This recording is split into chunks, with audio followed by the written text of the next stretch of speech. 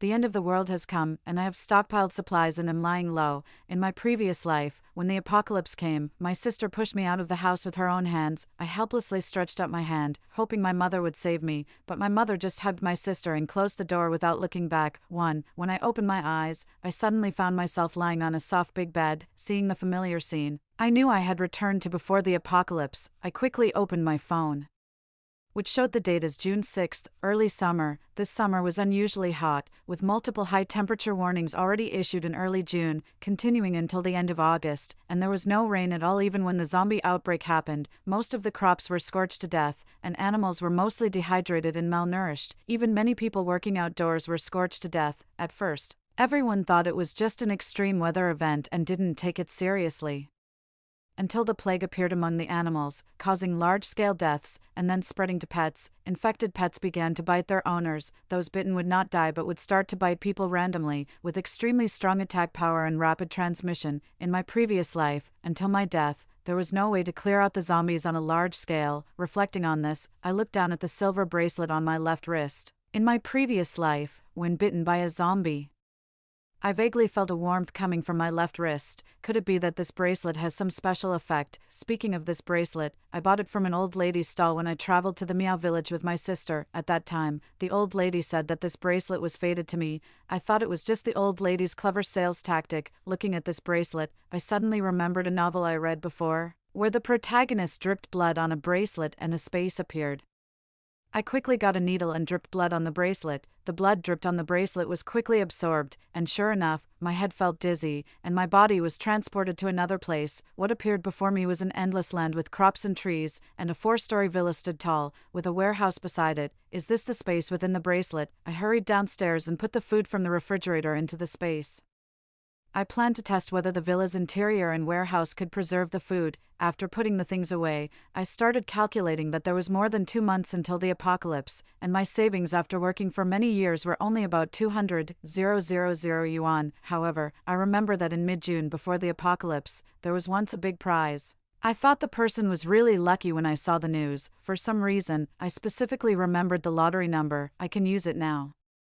I went downstairs and rushed to the lottery ticket store to buy 100 copies of the winning number. Then, I went back home and took paper and pen to start planning the stockpile list. Before leaving home earlier, I put the goldfish in the space, proving that the space can keep living things alive. There's no need to worry about food, as there was already land planted when I entered the space. However, I can also buy some fruit trees and plant them. I work in a foreign company in a big city, and I took out a loan to buy the apartment I live in now in March. However, when the apocalypse comes, the apartment has too many residents and will become a place for zombies to party. It seems I need to solve the housing problem. I first drove to the large wholesale market in the suburbs, where everything you can think of and even things you can't think of are available. Entering the wholesale market, I first went to buy grains, rice, flour, millet, and various coarse grains. When I finished paying, I remembered that I had no place to temporarily store these items, so I quickly contacted a familiar agent and rented a warehouse to store them. Then I went to buy various vegetables and fruits, and also bought various seasonings, hot pot base, sauerkraut fish seasoning, etc. Finally, I arrived at the place selling seeds and fruit trees, purchasing various grain seeds and saplings of the fruits I usually love to eat. I had the owners from each place deliver them to the warehouse, and I continued to my next stop for stockpiling. I then drove to a large supermarket. Sure enough, the flow of people in the supermarket was different from that of the wholesale market. Coming back from the apocalypse, seeing such a bustling scene again made me feel a bit overwhelmed and nostalgic. Next, I continued my stockpiling journey. However, I had just spent a lot of money at the wholesale market, and now the money I had left didn't allow me to buy in bulk. I first went to my favorite dessert shop and cleared out all the desserts, then went to my favorite restaurant to take away the things I love to eat: pizza, burgers, spicy hot pot, roast duck, spicy noodle soup, Shaw County snacks, Japanese cuisine, Korean cuisine, Thai cuisine, and a lot of my favorite northeastern dishes, all packed and sent home. If someone asks, just say I'm having a party at home, regardless of whether others believe it or not. Next, I bought quite a bit of food and drinks one after another. Finally, the day of the lottery arrived, and unsurprisingly, I won even more than the person who won in my previous life, a total of 1.2 billion, and after various taxes, I received over 900 million. It is worth mentioning that the growth rate of plants in the space is 3 times that of the outside. meaning that what normally takes 3 months to mature can be done in 1 month in the space. It seems that in this life, I won't have to struggle for food anymore. The money is in my hands. The issue of the house should also be put on the agenda. In my previous life, during the initial stage of the apocalypse, I did everything I could to buy a batch of supplies and return to my hometown, choosing to be with my family. But my younger sister took the opportunity when our parents weren't looking and pushed me out of the house. I clung desperately to the door, but my sister kept insulting me with cruel words, saying that I stole her parents and took half of her mother's love, and asking why I didn't die outside and why I came back. After hearing that, I was shocked and let go of the door. Before I could grab it again, my sister pushed me out forcefully. In the instant the door closed, I saw my mother. She heard my cry for help and my sister's insults, but she remained indifferent. I remembered that my sister had always been spoiled by our parents. Whenever I told my parents that my sister was wrong and that they shouldn't indulge her, I would always get a strict scolding and my sister's cold look. Everything was always supposed to be given to my sister. There was always a phrase: the older sister should always be patient with the younger sister to suppress me. My efforts were always taken for granted. In this second life, I actually don't hate them. After all, I never saw any hope in my parents or my sister, so there was no disappointment. 2. My thoughts gradually came back. I picked up my phone and called the agent who helped me rent the warehouse last time, and told her that I wanted to sell my current apartment, and also asked her to look up if there were any houses for sale in the Qingshan Villa in the suburbs. The Qingshan Villa is built on the mountain, with only dozens of houses. Each house is far apart from the others, and all are fully renovated, with high-grade materials used for the exterior walls. After dealing with the house, I started stockpiling again, using various food delivery apps, grocery apps, and shopping apps with great efficiency. A few days passed while I was stockpiling. Finally, the agent found out that a house in Qingshan Villa was for sale because the owner was planning to emigrate. I immediately asked the agent to hold it for me. At the same time, there was a buyer for my small apartment, so I quickly asked the agent to arrange meetings with both parties and resolve them together. After a busy morning, the house was finally in my hands. Next was my plan to renovate the villa. I really like a certain online influencer whose house has a secret base feel. Like having 3 holes for a rabbit, I contacted 2 renovation teams to renovate the villa, and also had the workers install an electric fence around the walls. I stayed in a hotel and still went out every day to stockpile supplies, including pots and pans, household appliances, bedding, bath supplies, feminine hygiene products, and various tissues, wet wipes, toilet paper, as well as clothes for different seasons. When I passed by an outdoor gear store, I was attracted by the products inside. She had a high-tech clothing that could resist high temperatures. I bought out the store's inventory with a single gesture, and also bought cold-resistant protective suits and various outdoor camping supplies. During this time, I also went to a breeding farm and bought pigs, cows, sheep, chickens, ducks, and geese, which I kept in my space. I also went to a slaughterhouse and bought a lot of pre-slaughtered meat. After all, I still need to eat meat before they grow up. As time passed, it came to July, and the progress of the house had already reached halfway. I planned to go to a coastal city to stock up on seafood in my space. I took a plane to the coastal city, first went to the beach for a trip, and then started stockpiling supplies in various places. I stayed in the coastal area for a week and then flew to a grassland city to stock up on local cattle and sheep, as well as various dairy products and beef jerky. After returning to my city, I suddenly remembered that in the post-apocalyptic world, water resources would be scarce. I immediately went to the water plant to stock up on bottled water and also bought a batch of cat litter from the cat litter factory. I also bought a vacuum sealer, because in the future, garbage would be hard to dispose of. I could vacuum seal it at home and then throw it into the space. I also ordered various disposable supplies online, for use when there was no water to wash, in my city. I went back to my life of supervising the construction during the day and raiding the night market, restaurants, and drink shops at night. Thus, another half-month passed, and the house was finally completed. After the inspection, I paid the construction team, and then started hiring people to install various household appliances. In each of my secret bases, I installed a TV, air conditioner, and refrigerator, to ensure that I had electricity in every corner of my villa. I also bought solar generators and diesel generators. I had the workers install the diesel generators in very hidden corners, and covered them with soundproofing cotton. When I bought computers in the mall before, I paid for them to have many offline games, as well as various TV series, novels, and science popularization videos stored in the hard drive. Moreover, monitoring is also essential. Each room and secret base is equipped with surveillance cameras. And there are cameras at various angles outside and beyond the walls. All the doors of the house are secured with bank-grade anti-theft doors, and the windows are also fitted with bank-grade bulletproof glass. Additionally, a film is applied to the outside of the windows to ensure that outsiders cannot see the situation inside. Anti-theft bars have been installed on both the first and second floors. A large water storage system has been placed next to the rooftop pool to collect rainwater. The rooms downstairs are equipped with filters that can be used to purify rainwater. The upper floors of the house are designed to look like an ordinary family home, while I have focused on setting up several underground secret bases. Each of these secret bases has its own generator and a set of anti-theft measures. I also need to carry a map and a magnetic card, which increases my sense of security. After all, even family members can betray me. I need an extremely secure environment to get through this dark time. I also bought a super large capacity power bank and energy storage devices, each fully charged. I placed massage chairs, massage mattresses, fitness equipment, and leisure items like Lego and puzzles in the secret bases to help pass the time. In addition, I go to the pharmacy every day during my stockpiling time to gather a batch of medicines, including cold medicine, anti-diarrheal medicine, painkillers, fever reducers, anti-inflammatory drugs, cough medicine, gauze, disinfectant, Yunnan Bio, and Niuhuanjidupian. For non-prescription drugs, I also order some online to stock up. I also used cash to acquire a batch of antibiotics, anesthetics, morphine, and other drugs that cannot be found on the market. I prepared traditional Chinese medicine powder to combat snakes, insects, mice, and ants.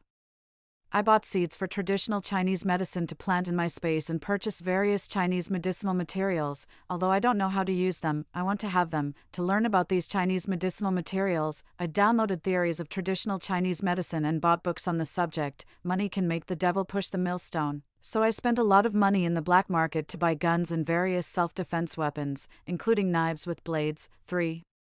During this period, I returned to my hometown a few times. Although I was very disappointed in my family, they raised me for 20 years. I bought them many easy-to-store canned goods and vacuum-packed foods. I also bought some rice, as well as many compressed biscuits, instant noodles, sausages, water, salt, and other supplies. My mom asked me, "Why did you buy so much stuff?" I said, "A batch of foreign clients came to the company recently, and they said that the situation in the neighboring country is tense, and food might get more expensive." I also told her that the company is going to send me abroad, and I might not come back for a long time. She didn't say anything after hearing that. Then, I also bought a generator and a refrigerator and freezer, and a lot of fresh meat and frozen food. I told her to salt the meat and it would not go bad for a long time. I also gave her some money to buy vegetables and grains and store them in the cellar, filling it up. Finally, I also brought a few very thick down coats and snow boots, and 3 pieces of high-tech heat-resistant suits. Before leaving, my sister mocked me, saying, "Mom and Dad raised you so much, and you just leave and go abroad to have fun. Have you ever thought about them? I'm telling you, after I graduate, I won't stay at home. I want to go out of town." I said, "Then you just stay at home now and go out after you graduate." She gave me a cold look and said, "It's none of your business," then turned around and walked away. Just a few steps out, she turned back to me and said, "Did you buy the perfume, cosmetics, and bag that I wanted? Also, transfer me some money. I want to get my nails done." I told her, "These are not things you need as a high school student. I won't give you money or buy anything for you." She said, "You don't need to lecture me here. If you don't want to give it, then forget it." I turned around and found my mom watching us from behind.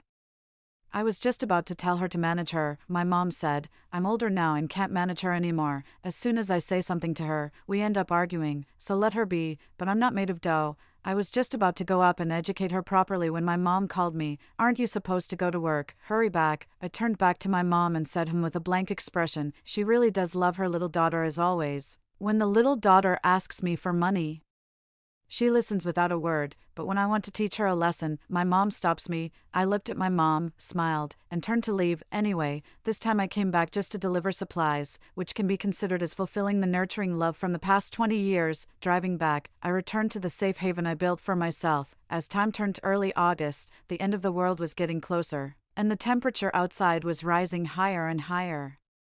I put all the food from outside into my space and only kept some less conspicuous food. The weather outside is getting hotter, and I have increased from hoarding 1 bucket of ice every day to making 3 buckets of ice and 3 buckets of water daily. Although I had stocked up on a lot of bottled water before, who would complain about having too much supplies during this time, I still go out every day when it's not too hot to stock up on some snacks I like. to take out cooked food from restaurants, to buy cold drinks from beverage shops, and to order some not too conspicuous takeout at home. I plan to stop going out when the temperature outside reaches 50 degrees Celsius. After all, I don't lack anything. I can just stay at home every day watching the news to understand how the outside world is progressing. At first, everyone was still very calm. But as the weather got hotter and the temperature rose every day, people began to scramble for supplies. First it was rice, then water, and then tissues. After a period of scrambling, the temperature calmed down for a while, and everyone also settled down. At this time, many people felt that those who had scrambled for food earlier were fools, reacting to rumors, and gradually the pace of scrambling slowed down. Since everyone started scrambling for food, I haven't gone out again. I created an atmosphere of an empty villa. With all doors locked and the iron grills on the first floor windows also locked, I sat in my third-floor surveillance room, observing the changes outside through the surveillance cameras and telescope. The third day of the apocalypse countdown, I moved all my belongings to the third floor, planning to stay there before the apocalypse, since it's the highest floor and convenient for observing the outside changes. Once there are no people around, I will return to my underground secret base. One day before the apocalypse, it was a weekday, and everyone was still going to work as usual, like the calm before a storm. 5. I have been keeping an eye on the news updates on Weibo. Shocking. A city airport suddenly shows zombie-like creatures, then several videos were on the hot search list, and people started sharing them widely. I knew this was the beginning of the apocalypse. Subsequently, several more topics appeared on the hot search list. City A is now infested with zombies.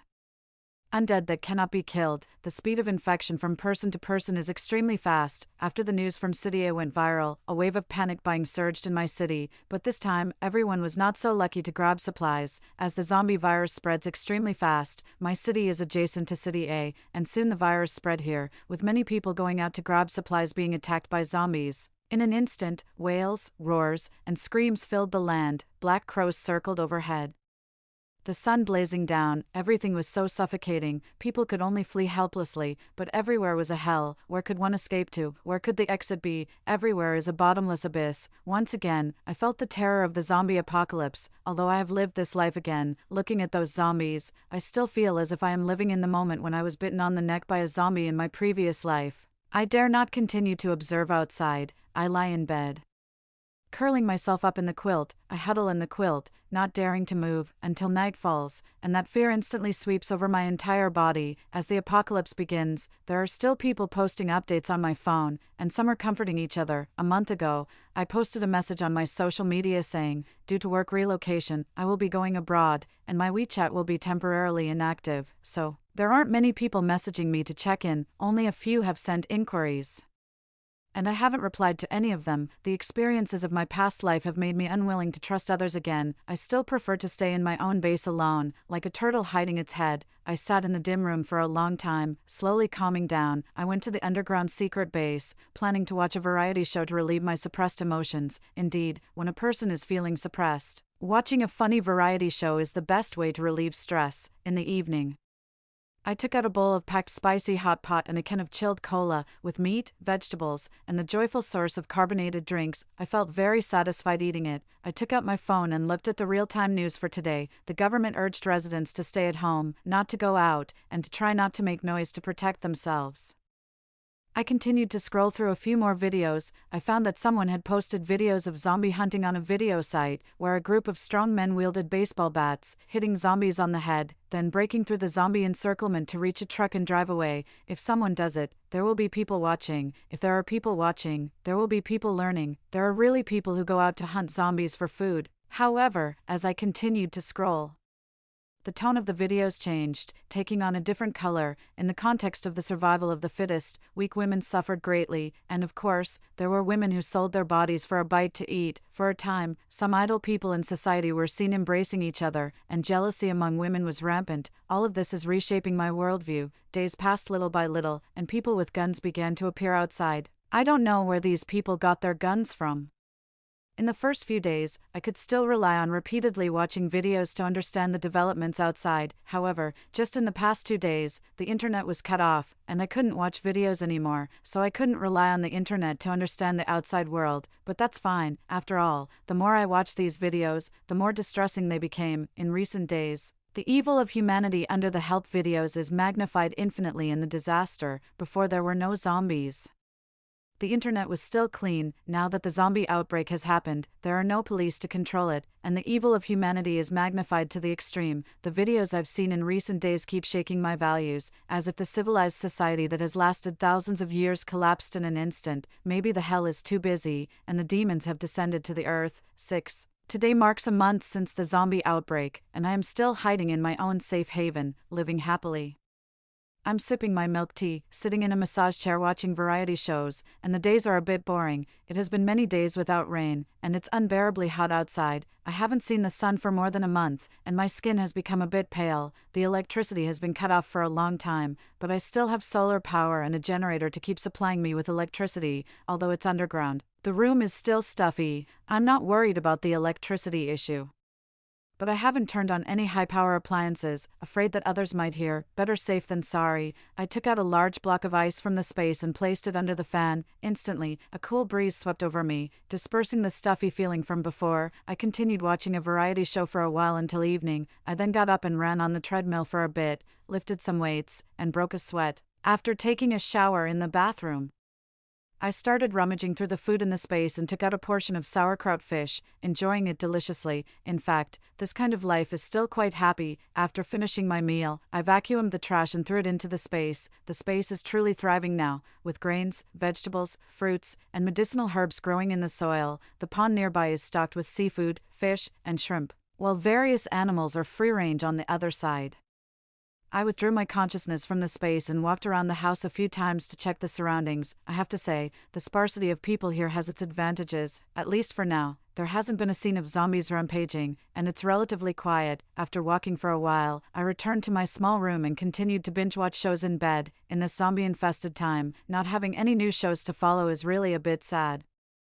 But I've been so busy with work that I haven't watched many TV dramas. It's another form of compensation. I'm still continuing to be lazy day by day. However, the outside world is not as peaceful as here. Now food and daily necessities are the real currency. Some people would sell their bodies for a pack of compressed biscuits, and some would kill for a cigarette. At midnight, a strong wind suddenly blew outside, and the branches were constantly swaying. It seems the high-temperature weather will soon be over, but after extreme heat comes extreme cold, just like entering an ice age. I listened to the wind and sand outside, and recall the exact time of my previous life. After the extreme heat, there was heavy rain, it kept raining, and the rain lasted for a whole month before stopping. Many cities were flooded. After the heavy rain, the temperature dropped sharply, and it entered extreme cold weather. Many people died from the cold due to lack of warm clothing. I died in the extreme cold of my previous life. At that time, most of the zombies were frozen, but for some reason, a batch of zombies suddenly appeared in our village, like locusts crossing the land. Looking back now, it seems that the country had already started to clear the zombies, possibly using a method of driving them away. That batch of zombies must have been driven over here, I think, as long as I can endure the extreme cold. I will be able to win, and I will be able to survive. Thinking about this, I casually grabbed a bag of chips from the snack shelf and opened a cup of fruit tea. I sighed comfortably. In this kind of weather, only fruit tea can save my life. Not wanting to eat hot food at night, I took out the seafood platter I had packed from the Japanese restaurant earlier and enjoyed a comfortable meal. After finishing my late-night snack and cleaning up the trash, I went straight to sleep.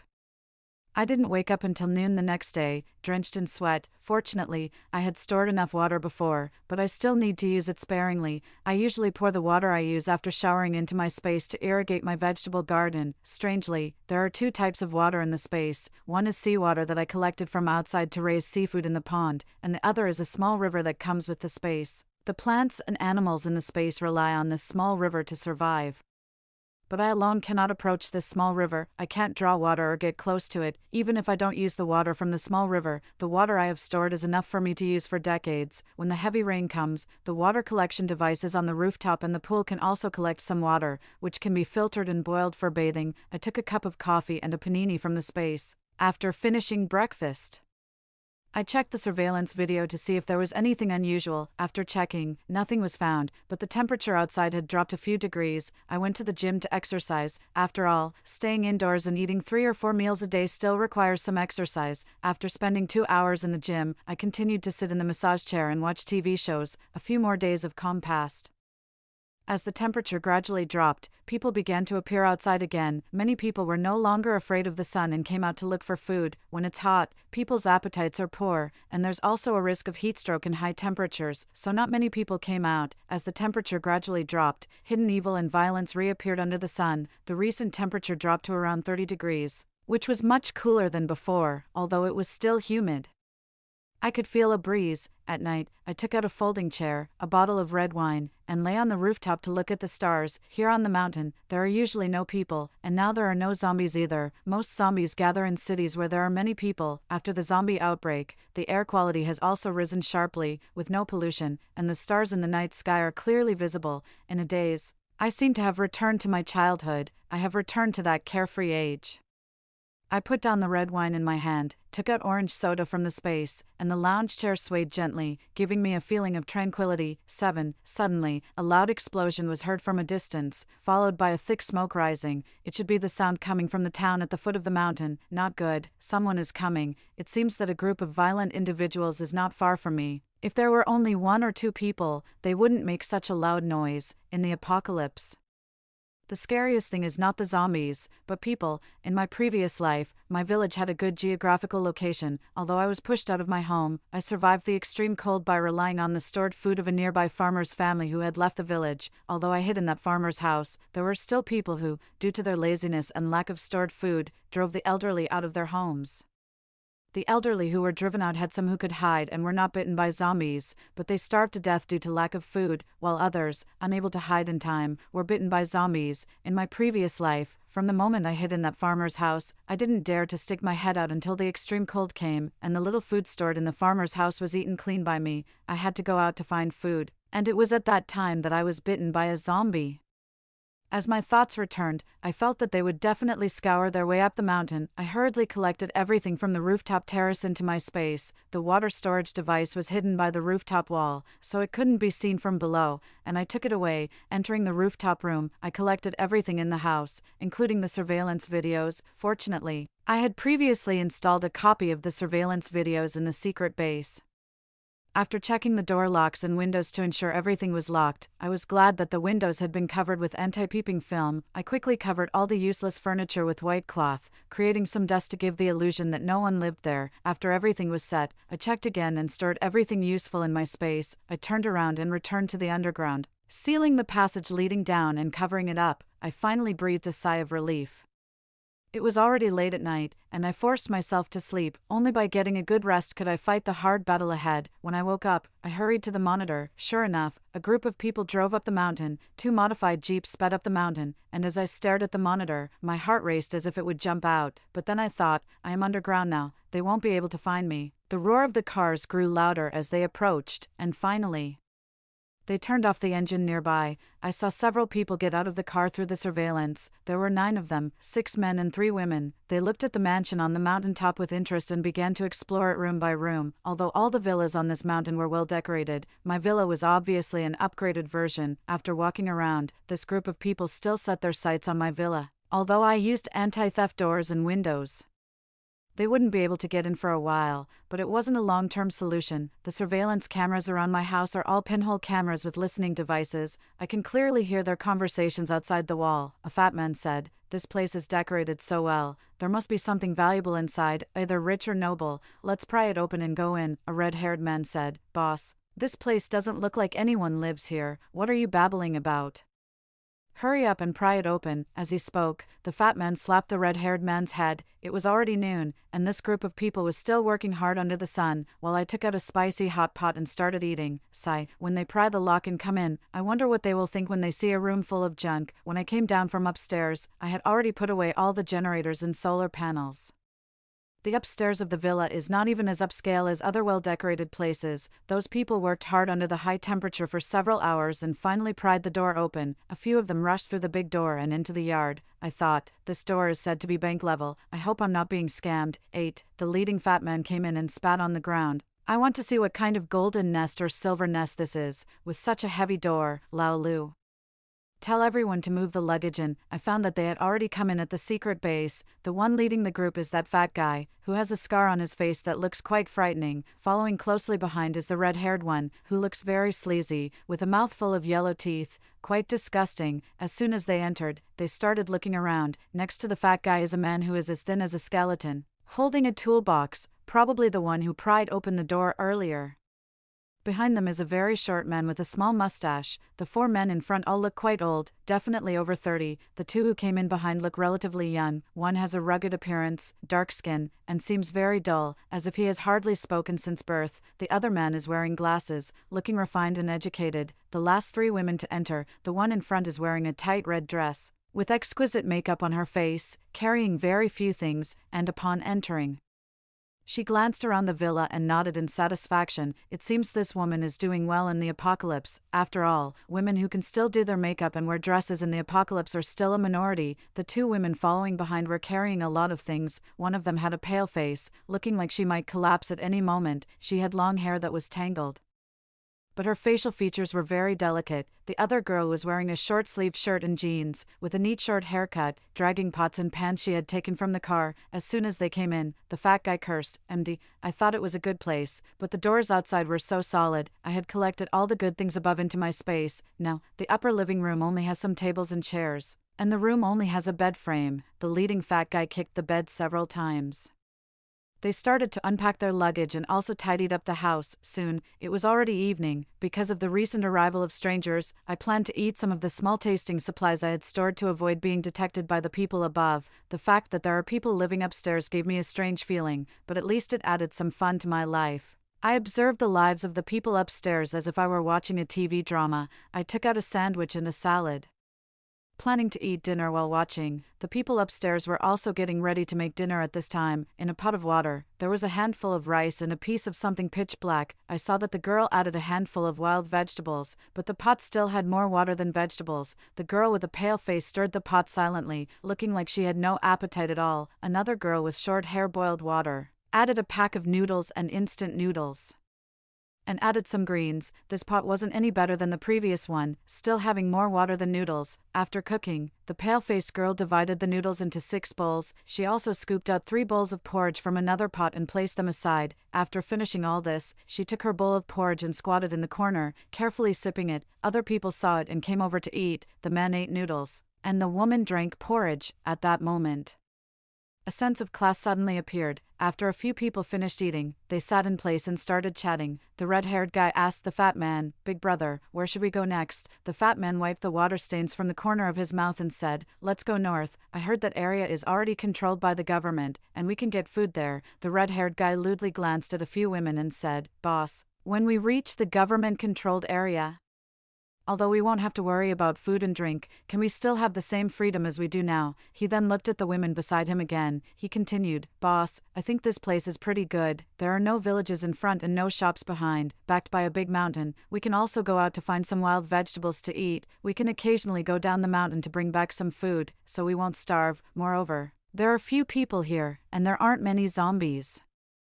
If we fix the big iron gate outside, we won't have to live in fear anymore." This little red-haired guy has a good eye. The fat man fell into deep thought after hearing the red-haired guy's words. 9. I planned to find a novel to read and pass the time. At that moment, a sound came from upstairs, and I looked at the surveillance monitor. I discovered that a man with a goatee was dragging a white woman behind the door and started tearing her clothes. I already knew what was going to happen next, but I couldn't save her. I was just a woman. Even with self-defense weapons, I couldn't subdue 6 men by myself. I turned my head away, no longer looking at the monitor, turned off the sound, but I couldn't focus on the novel in my hands either. At that moment, I once again experienced the despair of the apocalypse, but I absolutely cannot be a saint. These women clearly understood their fate. The short-haired woman trembled all over when she saw this scene. The fat man spat, "Damn.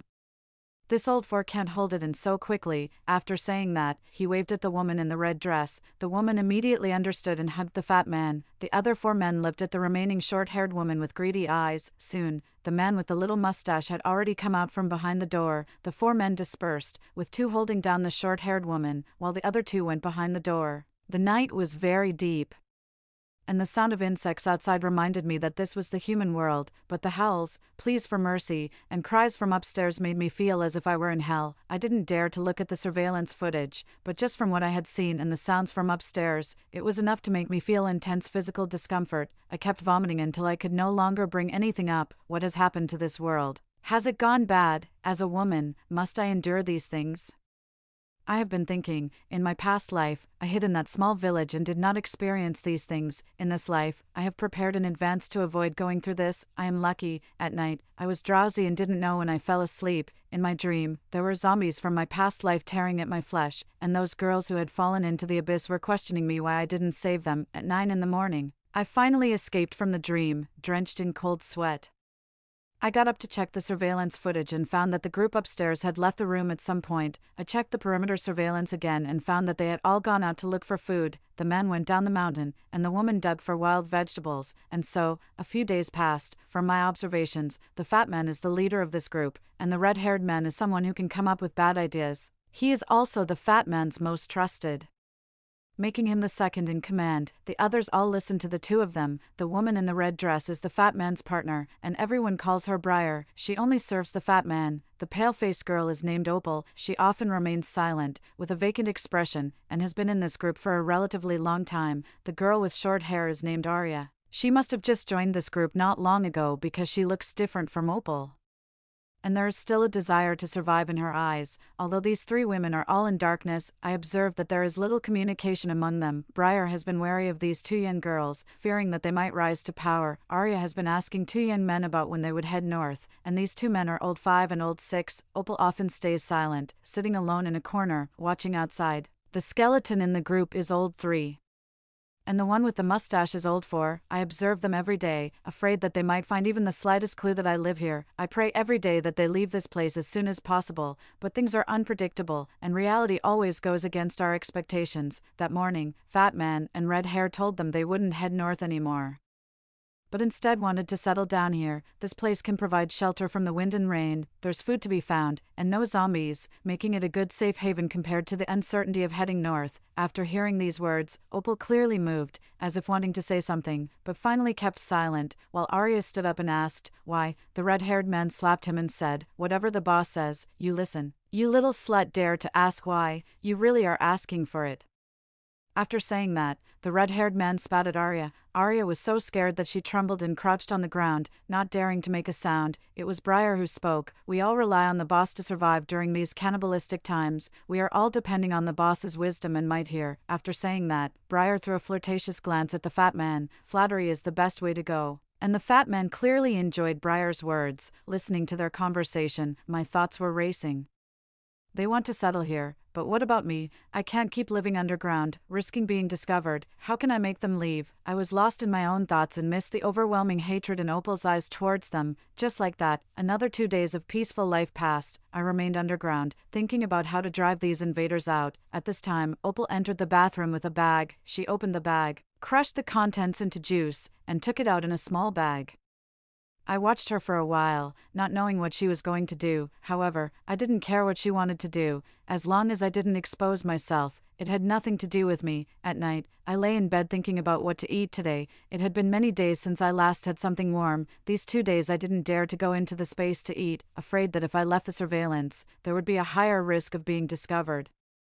I was still thinking about it when the people upstairs started eating a pot of wild vegetable soup with mushrooms in it, which looked like they were picked from the mountain. Opal secretly added some ingredients to it from an unseen place, then grabbed a handful of rice and put it in. After it was cooked, it was normally divided into 6 bowls for the men to eat. The 3 women could only drink vegetable soup, which had very little vegetables in it. Looking at their food, I suddenly lost my appetite and took out the iced tea and shrimp dumplings I had packed from the tea restaurant to get by. The people upstairs eat bread and vegetables, while the people downstairs just have a simple bite to eat. At night, the sound of insects never stops. Since humans stopped producing, many animals have returned to the wilderness. The sound of insects never stops here, and the people upstairs are also still alive. The women's screams of agony and the men's insults are constantly heard. When will this life ever end? Suddenly, the fourth man holding Opal vomited and collapsed on the ground, and the fat man also started convulsing. The other men also showed the same symptoms. Opal picked up a nearby stick and swung it at Lao Si's head, shouting, "You trash, die, beast, trash, you don't deserve to be human." In an instant, Lao Si's head was bleeding profusely, pooling on the ground. Opal seemed unable to see that Lao Si was already dead and continued to strike. The red-haired one next to her moved slightly, and Opal immediately switched her target to the red-haired one. Briar and Arya watched the frenzied Opal, terrified. When they came to their senses, only the bespectacled Lao Lu and the chubby Lao Da were left. Briar quickly protected her throat and shouted at Opal, "Are you crazy? You've killed them all. What are we going to do? How can we women survive in the apocalypse?" Opal looked at her without saying a word and walked towards Lao Lu. Just as she reached Lao Lu and raised the stick to strike, Arya came over and said, "He hasn't bullied you. Why do you want to kill him?" Opal laughed. "He hasn't bullied me. Should I thank him? Turning a blind eye is also a crime. Didn't he stir up trouble? Isn't he a member of this team? What? Do you have a crush on him?" Opal looked at Arya with a cold smile. Arya's scalp tingled. "I just think this is too cruel. You shouldn't do this. Without them, we wouldn't make it to the shelter." Opal didn't continue to listen to Arya, and with one blow, she smashed the top of Lao Lu's head. She rushed towards Briar and the fat guy again. Briar fiercely protected the fat guy, not letting Opal get close. Opal struck Briar on the head, then took a knife from the fat guy and stabbed it at Briar. Nearby, Arya saw Opal also attacking Briar and was instantly dumbfounded. After stabbing Briar, Opal stabbed the fat guy more than a dozen times. I watched the events unfold upstairs, feeling very upset, but she killed so many people here. The smell of blood was overwhelming, and the noise was so loud that zombies would probably come. I quickly pulled up the surveillance from the perimeter, and as I watched the footage, my heart tightened. The zombies were already coming. My nice villa has just turned into a crime scene, and now it's going to become a buffet for zombies. My life is really hard. Now the only living people in the villa are the crazed Opal, the dumbfounded Arya, and me hiding underground. Although I am scared, I know I am safe. After all, the zombies can't find the entrance to get in, obviously. Opal upstairs also heard the zombie howls outside. She quickly scavenged for anything useful and hurried upstairs. Arya also reacted and followed Opal upstairs. They ran up to the third floor, locked all the doors and windows, and the two of them hid in the bedroom I had previously used on the third floor. Just as they had hidden, a large group of zombies arrived downstairs and began to tear at the corpses. For a moment, the sounds of swallowing, biting, and chewing filled my eardrums, making every nerve in my body tremble. These sounds instantly pulled me back to my previous life. When the zombies were biting my neck, I couldn't bear to watch any longer. So I switched the surveillance to the third floor, intending to see how the two people upstairs were doing. Upstairs, one looked indifferent and calm as if avenging a great grievance, while the other was panic-stricken, trembling in her legs. Arya is also in a pretty bad situation now. Downstairs are the man-eating zombies, and upstairs is a murderous madman. Sigh, feeling sympathy for Arya instead of for myself. I could have just stayed quietly, but now it has turned into this. In this case, another week has passed smoothly. The weather has gradually returned to normal. The high temperatures are no longer so outrageous, and there have been a few rain showers. The two of them also relied on the water tank on my rooftop to get through a period of time. The zombies downstairs have not left and are still wandering around there. Because of the rain showers, the temperature is dropping faster and faster, suddenly going from a high temperature warning to 5 or 6 degrees. It's fine during the day. With sunshine it isn't too cold. At night, the north wind rises, and it's very biting. I'm not in a hurry. I know that after the high temperatures, it will freeze, and during the freeze, the zombies' movements will slow down, making it easier to clear them out. But the two women upstairs are not as leisurely as I am. They lack clothing and food. After all, when they arrived it was still high temperatures, and they were all dressed in summer clothes. However, the room they are hiding in is the one I lived in before. Although I took most of my things, there are still bed sheets, a duvet cover, and a summer quilt left on the bed. In the inner compartment of the cabinet, there is also a box of compressed biscuits that I forgot about. Opal and Arya wrapped the bed sheets around themselves, and Opal even shared half of the compressed biscuits with Arya. This girl is inherently kind, but she has only fought back after being oppressed for a long time. The following days, the temperature became lower and lower, as if it had suddenly entered winter, with a sharp drop in temperature. I wasn't paying attention to the two people above. I didn't want to expose myself, and I wouldn't be overwhelmed with compassion. Now, they are on the third floor, and they won't hear me down below. I started my leisurely life of drinking tea, having snacks, watching variety shows, and exercising every day. As the temperature continued to drop, the zombies' movements began to slow down, and their perception of sound and smell also became weaker. It seems that the bright new future of regaining life is about to arrive. If the two people above don't have food, they might have a hard time surviving. 12 days passed one after another, and from the distance, the sounds of gunfire and helicopters came from the town. The rescue has begun, and the army is clearing survivors from the town to the suburbs. One by one, Arya heard a sound, her face showing surprise, while Opal remained expressionless, brushing off her dirt-covered coat. After such a long time, it's impossible to bathe frequently. Even wiping down still leaves a strange smell. As time goes by,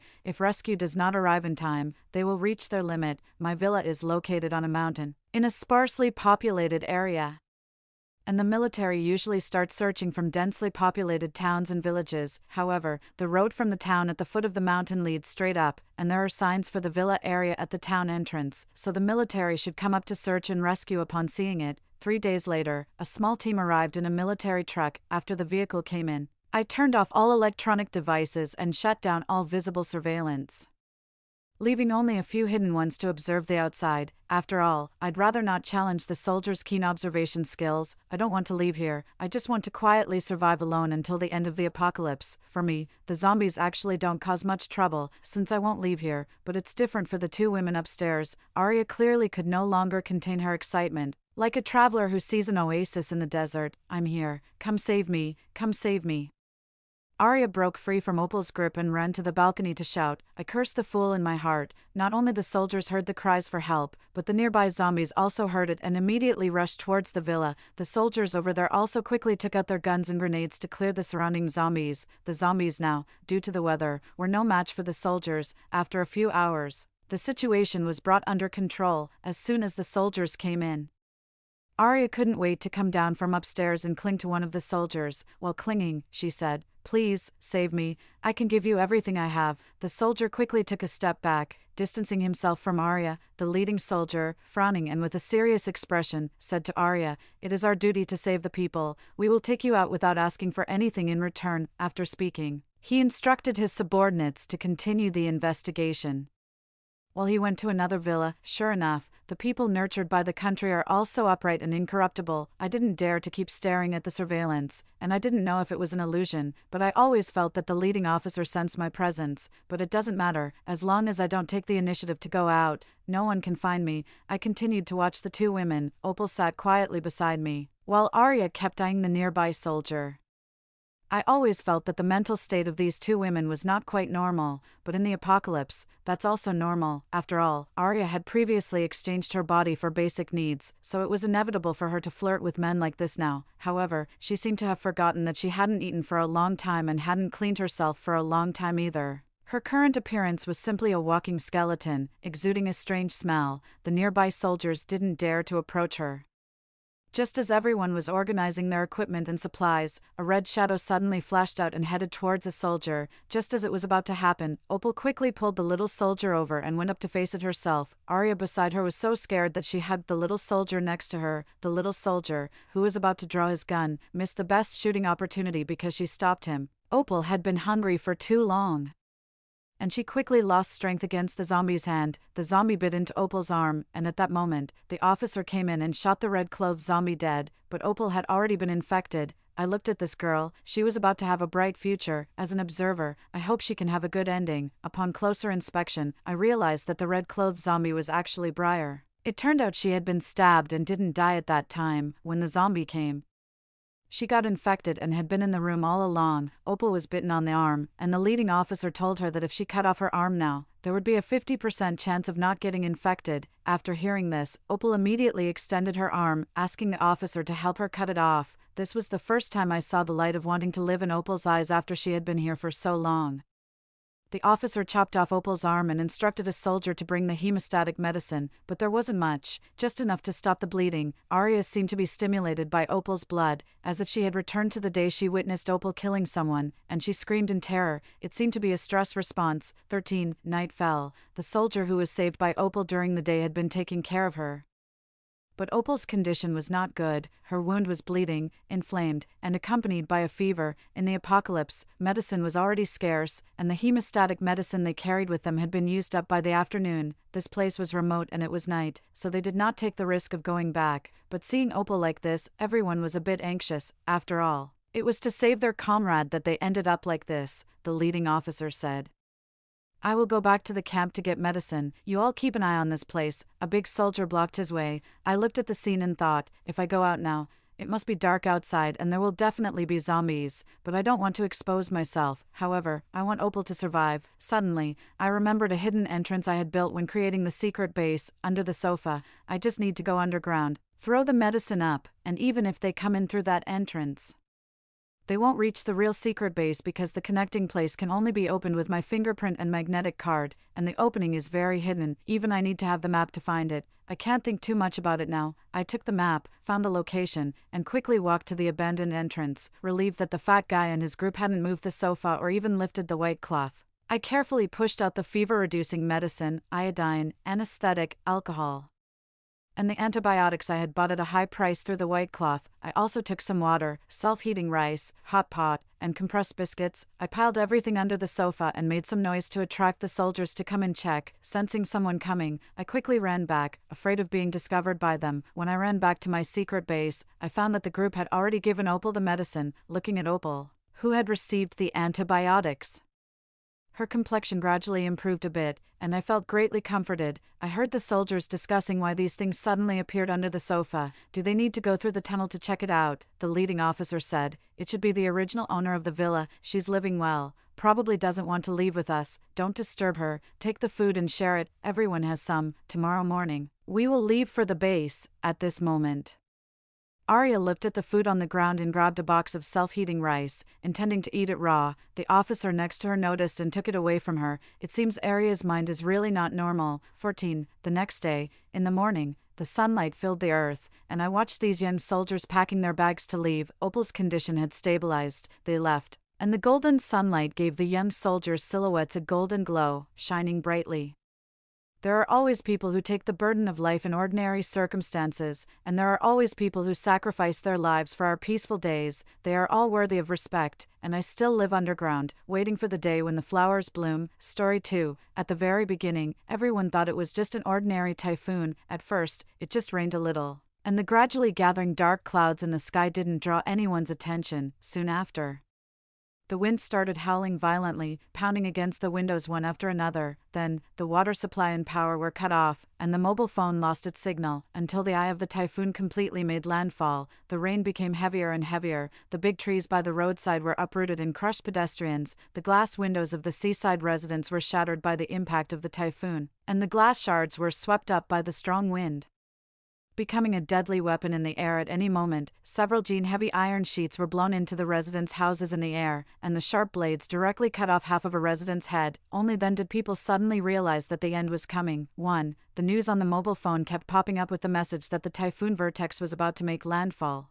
The eye of the typhoon on the map was moving towards the coastal city of Xia at a uniform speed, which was a couple of hours' journey away from where I lived. My colleague Daniel smiled and said, "People in Xia City have started stockpiling supplies. The supermarkets have been emptied. Come and take a look. These people are so afraid of death." Haha. He opened the video on his mobile phone, and the supermarket was crowded with people. Without exception, everyone's shopping baskets were filled to the brim. After all, the Category 15 Super Typhoon 8 years ago had caused heavy losses to Xia City. I put down the documents in my hand and replied indifferently, "You haven't experienced it, so you can naturally laugh about it." Daniel said, "Who doesn't know that you fled from Xia City? Do you have a persecution complex every day? If the typhoon is really that terrifying, aren't you still alive and well now?" I slapped the table hard and stood up, glaring at him coldly. "I'm alive, but some people died." There was a moment of silence in the office. After all, it wasn't their relatives who died in that typhoon. Someone chimed in to defuse the situation. "This typhoon vortex is even stronger than the last one. The rescue team has already been assembled and dispatched to Xia City. It will definitely be okay. We are close to Xia City. Should we also stockpile some supplies?" Daniel said. "It's not in the center, at most. The wind will be a bit stronger. Is it really necessary to make such a fuss?" He gave me a disdainful look and continued to mock those residents who were stockpiling supplies on his own. A few people were still chatting about it. I had already opened the mobile phone food delivery service and ordered a large number of things to be delivered to my home: frozen dumplings, steamed stuffed buns, tangyuan, sweet glutinous rice balls, and some fried ready-to-eat foods. Anyway, the refrigerator was big enough. I also bought several boxes of instant noodles, canned food, and sweetened lotus seed paste porridge. Remembering that Sia City had been without water and power for half a month before, I still felt lingering fear. This time, I wanted to make foolproof preparations. I admitted that I indeed had a stress reaction to typhoons. 8 years ago, I personally experienced that Category 15 typhoon which landed without any warning. At first, it just rained a little, and the gradually gathering dark clouds in the sky didn't draw anyone's attention. In the afternoon, the wind started howling violently, pounding against the windows one after another. The water in the sea gradually rose onto the shore, and the waves crashed into the residents' houses. Then, the water supply and power were cut off, and the mobile phone lost its signal. At that time, everything wasn't that tense yet, until the eye of the typhoon completely made landfall.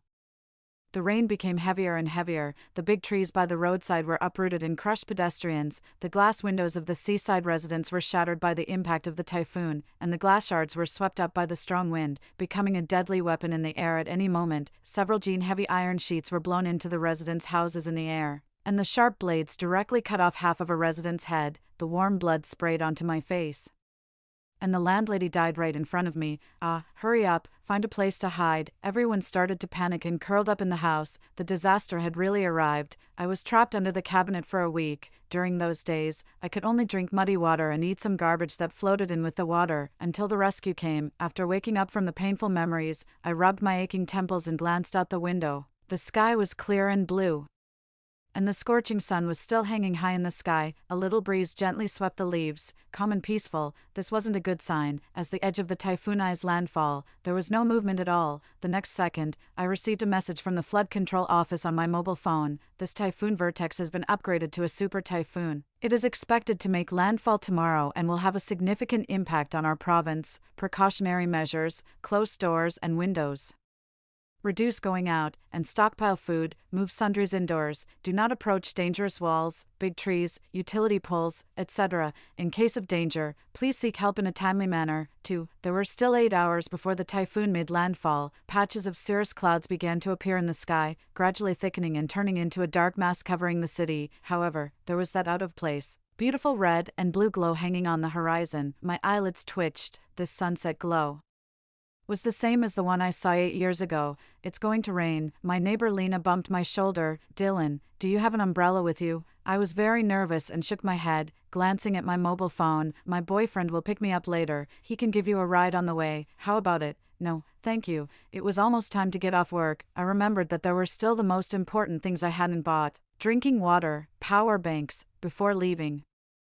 I reminded Lena to buy more supplies when she went back. In short, it was better to be prepared. I wholesale purchased 7 or 8 boxes of drinking water. With the water I already had at home, it should be enough. Fortunately, I was usually a homebody and often bought a large number of things to keep at home. The neighbors just teased me. You've bought so many things again. Can you fit them all at home? What are girls like nowadays? They don't know how to take care of a home at all. There were still 4 hours before the typhoon made landfall. The news on the TV was still being broadcast. Flocks of seabirds flying away were making restless cries, and occasionally they perched on the trees, looking towards the sea. A beautiful female host stood by the seaside, wearing a raincoat and reporting, "The typhoon has accelerated and made a right-angle turn, adjusting its direction. Now it is approaching the coastal city. Please pay more attention to precautions." The picture changed. The waves on the sea were crashing against the shore one after another, and the highest ones had already surged several meters onto the shore. Dense shoals of fish and shrimps unexpectedly swarmed onto the shore. The wind was blowing fiercely, and suddenly it started to rain heavily. The female host lost her balance and fell out of the picture. Her last words were, "The typhoon is coming." The neighbor sighed. Natural disasters are beyond human control. I hope Sia City can get through this safely this time. I nodded and advised them to also buy some supplies as a precaution. I blocked the door of the room with a cabinet, pasted the windows full of adhesive tape, and then stuffed towels into the gaps at the edges. Only after making thorough preparations did I heave a sigh of relief. This typhoon was coming menacingly, although I was on the edge of Sia City. It was inevitable that I would be affected. In the evening, it finally started to rain. At first, it was just a gentle drizzle accompanied by a breeze, but within the time it took to have a meal, the wind blew violently and it started to rain heavily. I was awakened in the middle of the night. The strong wind, mixed with rain, was pounding against the windows one after another, bang, bang, bang. With a snap, the bedside night lights suddenly went out, and all the electrical appliances stopped working. The typhoon had come even faster than I expected. Messages popped up in the property management group. The first floor is flooded. The water is almost reaching the house from the yard. At property management, come and take a look quickly. Is the power out? Is your power out? Damn it. I was taking a shower and the water stopped halfway. Can anyone lend me some water to rinse off the foam? The atmosphere in the group at this moment was still one of joking with each other, without any sign of panic. I looked at the large and small basins in the room that I had filled with water and then felt relieved. Fortunately, I had made preparations in advance. The rain outside was getting heavier and heavier. After checking the doors and windows and confirming that there were no problems, I finally felt at ease and got back into bed. I didn't know if it was because I got up too quickly or it was an illusion, but I felt a bit dizzy. I couldn't care less about the strong wind outside, so I quickly lay down. The chandelier on the ceiling was shaking violently, the whole building was shaking. I turned on my mobile phone, and some people had already started posting videos online. Big trees that could be encircled by 3 or 4 people were uprooted and fell to the ground, and the road surface began to accumulate water. The electric bicycles parked by the roadside fell in a row, emitting ear-piercing alarms. There was movement in the property management of the community again.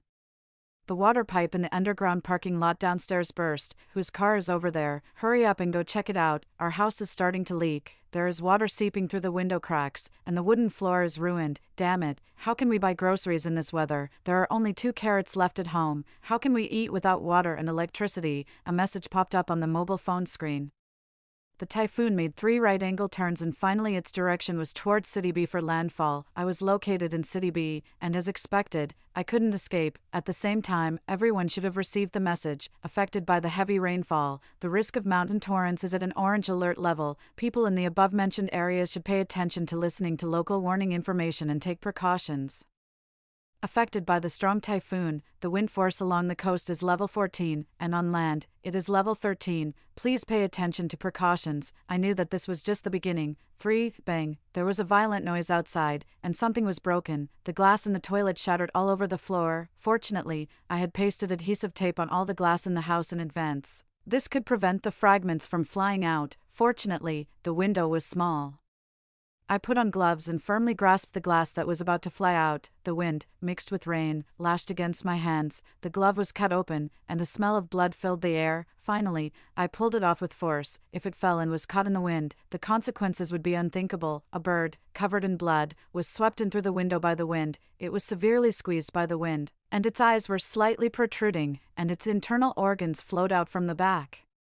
The wind was getting stronger and stronger. I fixed a board to block the window and, fearing it wasn't strong enough, added another layer of adhesive tape for reinforcement. Even so, those nails were still wobbling. When it was almost dawn, this night was barely over. The property management worked all night to repair, and the best result was just to block the water pipe in the parking lot. I opened the refrigerator and took out a pack of frozen dumplings. Fortunately, I bought a home battery yesterday that could power my refrigerator. Otherwise, no matter how much food I had, it would go bad in this hot weather. I boiled them for 8 minutes, and they were just the right texture I liked, neither hard nor too soft. My mobile phone vibrated slightly. I opened it and saw a message from the neighbor who had criticized me yesterday. Do you still have any food at home? My 2 children haven't had anything to eat since the power went out last night.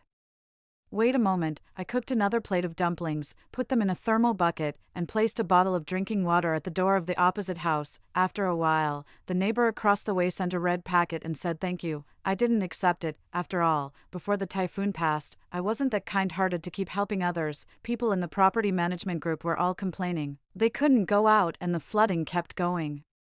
The typhoon blew down a tree that blocked the road in the middle, and the branches pierced through the glass and entered the house of the resident on the first floor. Outside, I could only feel that the strong wind wanted to tear everything in my house apart and rush in to tear me to pieces as well. After bandaging my wound, as soon as I sat down, the doorbell rang, for, through the peephole, I saw a man standing at the door, anxiously pressing the doorbell again and again. Hello. Do you have any drinking water at home? I can buy it with money. I haven't eaten anything all morning and I want to buy a bottle of water from you. Is that okay? I didn't respond for a long time, and the knocking on the door became more violent. Hey, don't play dead. Can't you even give me a bottle of water? Damn it. Do you believe I'll break down the door? I had seen this man before. He was the fitness coach from the gym downstairs, with a lot of muscles, and he treated protein powder like a staple food. I picked up a baseball bat beside me with one hand and a stun spray with the other. A single woman living alone must have the awareness of self-protection. I still softened my heart. I pulled up the security chain and opened the door a crack, then threw out a bottle of water. This is the last time. The man wasn't easy to deal with and raised his voice. What do you mean? Are you treating me like a beggar? Brother has money? Let me go in and choose. Boom. The wind in the corridor was blowing fiercely. A bolt of lightning struck the sky, and a rumbling thunderclap scared both of us. The man immediately wilted a bit, perhaps out of fear. He didn't dare to speak loudly anymore. Don't come out. Be careful. This typhoon isn't something to be trifled with. Sister, just give me some more things. I'll pay you. He took out his wallet and threw 500 yuan in. Looking at the window in the corridor from time to time, the heavy rain was pounding on the window, making a loud noise, and accompanied by the thunder. It was terrifying. Finally, I gave in. This was human nature in the face of natural disasters. I casually picked out some food and stuffed it to him. Before he left, I also gave him a candle as a bonus. I didn't want to see anyone die again, from what he said. I learned that it was the neighbor next door who had been praising me for being beautiful and kind everywhere, which exposed that I had food and water at home. This was only the first day of the typhoon. In the afternoon, the rain gradually subsided, but the water accumulation on the road became deeper and deeper. The power supply was restored briefly. This was because the municipal government had activated the backup power source. The residents rushed out to buy supplies regardless of everything. But all of this was just the calm before the storm. The eye of the typhoon was coming. The warning message was pushed. The super typhoon I was about to arrive, with wind force ranging from level 17 to 20. From now until the typhoon warning ends, everyone should fasten their doors and windows, stay indoors, and keep vehicles off the road to avoid casualties. Those who hadn't come back yet were trapped outside. The things on the street were washed around by the rain mixed with seawater. Then a bigger storm hit, and the small houses standing by the roadside collapsed instantly. Garbage was flying all over the sky outside, knocking against the walls and windows under the drive of the strong wind. At the unfinished construction site, iron sheets were flying over the village, recklessly looking for a place that didn't belong to them to land. Steel bars pierced into the iron sheet houses of the nearby workers. I didn't know what a desperate scene it was inside. Finally, everything disappeared into the waves swept by the typhoon. I could only hide in the closet and keep comforting myself. Tomorrow will be better. I have to survive until the typhoon ends. 5. The storm lasted for a day. The typhoon finally weakened a little, but the house started to leak. Water droplets began to seep out from the walls, and the rainwater was constantly pouring in through the window cracks. I wrung out the wet towels, squeezing out bucket after bucket of water. In the end, it was of no use. The ceiling also started to drip water, and soon the water level reached my ankles. I looked downstairs and felt goosebumps all over my body. The entire first floor was completely flooded. Cars were floating on the water, drifting in the direction of the wind. The big trees on both sides of the road were also floating on the water. The high-voltage wires were hissing and sparking. If they fell into the water, it would really be life-threatening. The woman next door had said she wanted 3 buns from me this morning, but now there was no sign of her. I tentatively knocked on her door, and the door lock fell to the ground without much effort. Bang! The door was blown open by the wind, and I instinctively peeked inside. Sister, the hot buns in my hand almost dropped to the ground. The house was in a mess. The French windows were shattered to pieces, and the sofa, TV, coffee table and other furniture were teetering on the edge. There was no one in the living room. My eyelids twitched violently. I called out tentatively again. Is anyone there? There were faint sobs coming from the bathroom. I quickened my steps and knocked on the door. Is anyone in there? It's okay now. The storm has subsided a bit. As soon as the door opened, a mother and her 2 daughters were huddled in the corner. The water had risen above their knees, and they were soaked through. Fortunately, they weren't injured. As soon as they saw me, they couldn't help but burst into tears. The woman next door told me how terrifying last night had been. Sister, last night, something was picked up by the typhoon and smashed our French windows to pieces in an instant. Pieces of glass were flying all over the room. I was so scared that I was afraid the children would get hurt, so I could only take them into the bathroom to hide.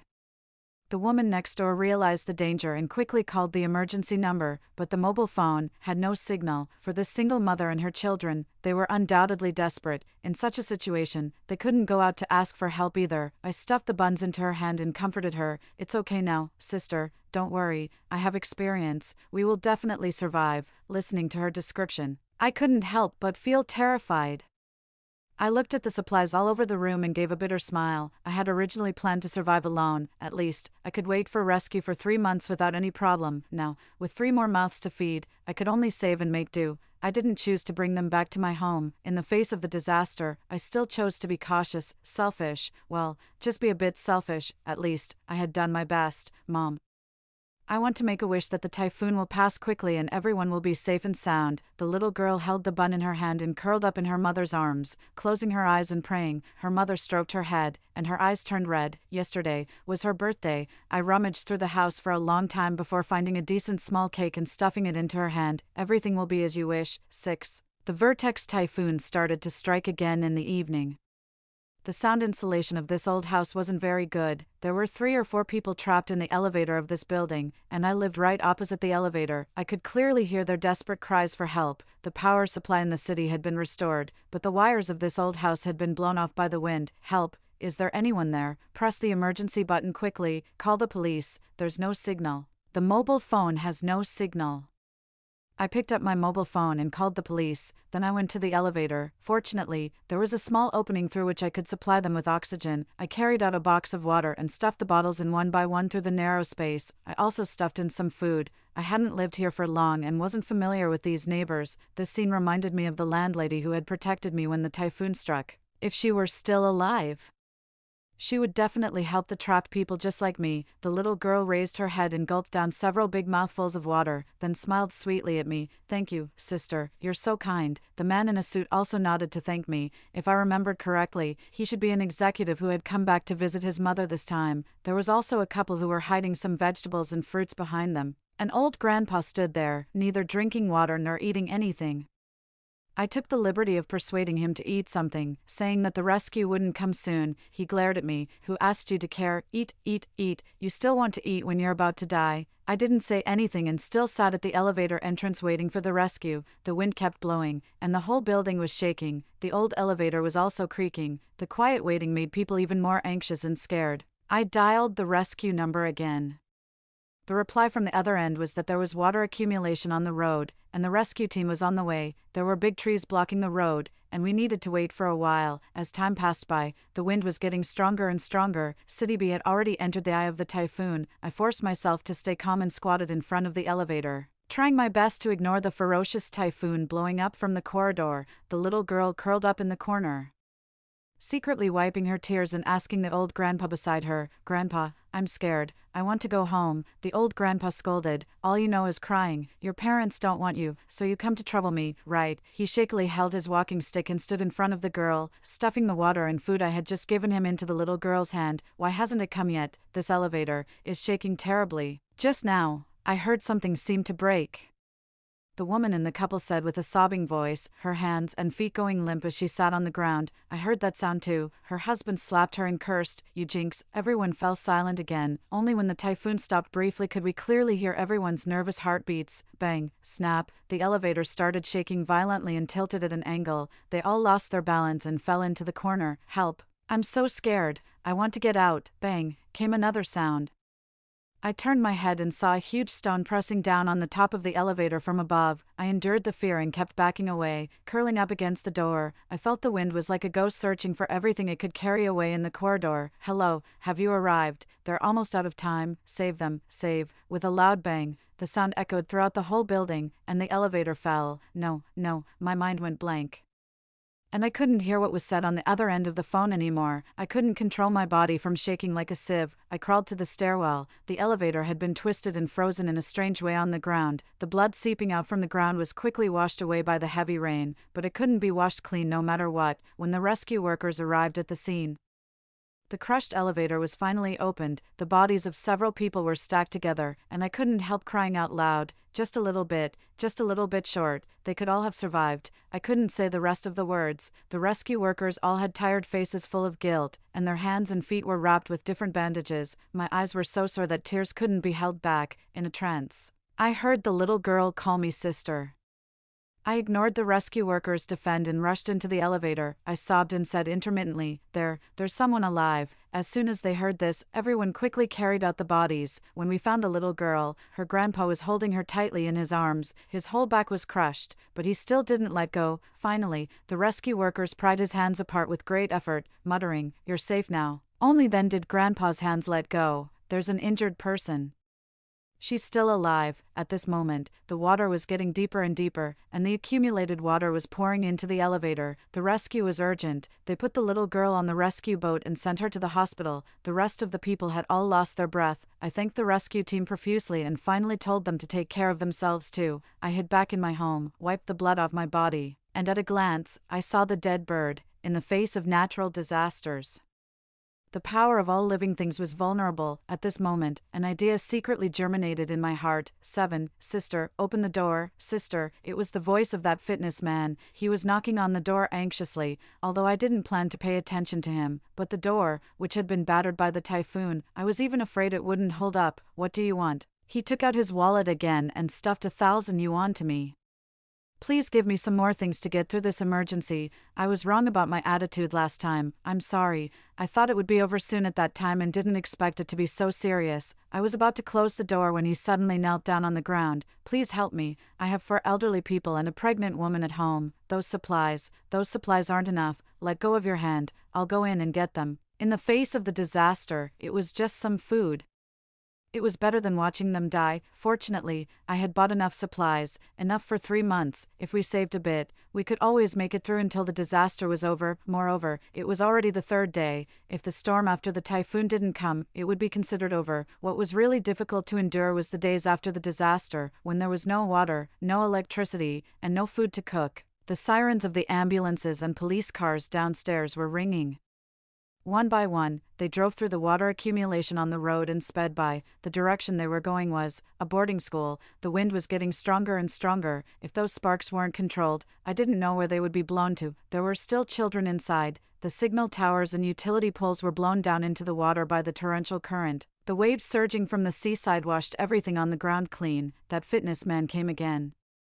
I opened the door impatiently and said to him, "Didn't you just take a whole bunch?" As soon as I finished speaking, he was wearing a raincoat, and there were 3 big characters "volunteer" written on the red armband on his arm. I was taken aback. "What's this?" He scratched his head shyly. "I'm going to the disaster area for rescue work. My family asked me to come and thank you for your help. Do you know how dangerous it is to go now?" His eyes were particularly determined.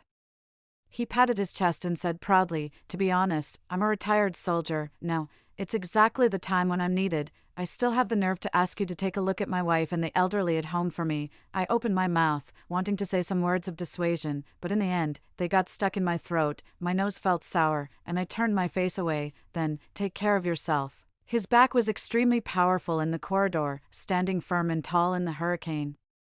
Some people choose to become heroes, while others choose to protect themselves. The signal on my mobile phone was restored, and the latest news was pushed. The cause of the fire in the boarding school was that the thunderstorm caused the high-voltage wires to catch fire, and the rapid current knocked down the utility poles, which pressed on the big trees in the school. And the area closest to where the fire was the most intense was the children's dormitory. Even the rain couldn't put out the fire.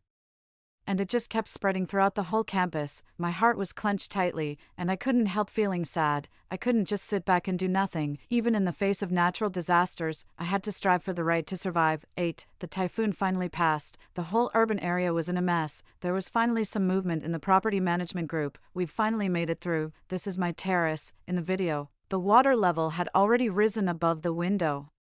The corner where the water was constantly seeping showed that the window's bearing capacity was precarious. The resident on the 5th floor said, "I've eaten all the food at home in 3 days. If this goes on, I'm afraid I'll starve to death at home." The resident on the 1st floor said, "The steel plate upstairs smashed the glass, and now water is constantly pouring in. If no one comes, we'll be drowned." The property management said, "Dear residents, the water and electricity supply won't be restored so quickly. The community is already rushing to repair. Please be patient." Anyway, it was finally over. I brought some freshly cooked supplies to the neighbor next door. Then, following the fitness man's instructions, I found the door plate. His home was on the 6th floor. As soon as I entered, the atmosphere was a bit heavy. The woman with a big belly forced a smile when she saw me coming. "Sister, coming quickly, thanks to you." We made it through. My husband is a bit rough-spoken, but he's a good man. Please don't be angry with him. I sat on the chair and wiped the sweat off my face nervously. We should help each other. It's the right thing to do. I tried my best to ignore the faint tears in her eyes. After a while, she still couldn't help crying. After asking carefully, I found out. The place where the fitness man went for rescue work was exactly the boarding school that was on fire, fortunately. The students had been transferred to the student dormitory by the teacher before the typhoon arrived, and there were no casualties, but for the rescue team that went for the rescue, the high-voltage wires fell into the water, and several young rescue workers didn't rescue in time.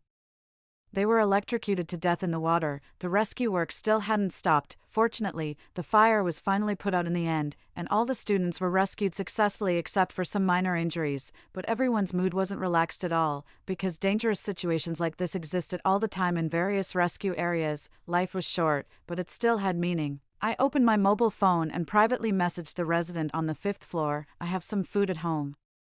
I can share it with you. There weren't many residents in this building, and I didn't expect to be able to hold out until after the disaster was over. This building was old. I had rented it before because it was close to my workplace and was cheap. The wall was constantly leaking water and couldn't withstand any impact. If this went on, no matter how much food I stockpiled, it would be useless, at least. It was enough to wait for the rescue to come, the resident on the 5th floor replied.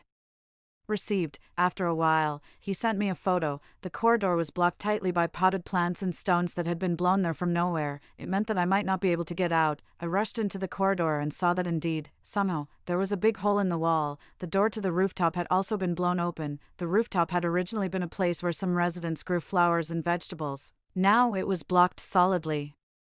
I could only ask the resident on the 5th floor to go back first. If this was slightly loosened and fell down, it could also kill people. I couldn't do all these things by myself. 9. I forwarded a volunteer recruitment message in the property management group. Waiting for rescue was one way, and stockpiling supplies and staying indoors was another way. But at this time, with the floors that could collapse at any moment, the high-risk wires, and all the hidden dangers right beside me, I couldn't just sit back and wait for death. I didn't want to die even more. At this time, I could only choose to save myself. I found a pack of luocefen, stinky rice noodles. I added the duck claws, fried eggs, and braised pig's trotters that I usually hated to part with. I ate the big bowl of food clean, with a bottle of cola. I finally felt satisfied. No one responded in an hour. 2 hours passed. There was still no movement after 3 hours, or maybe they just ignored it.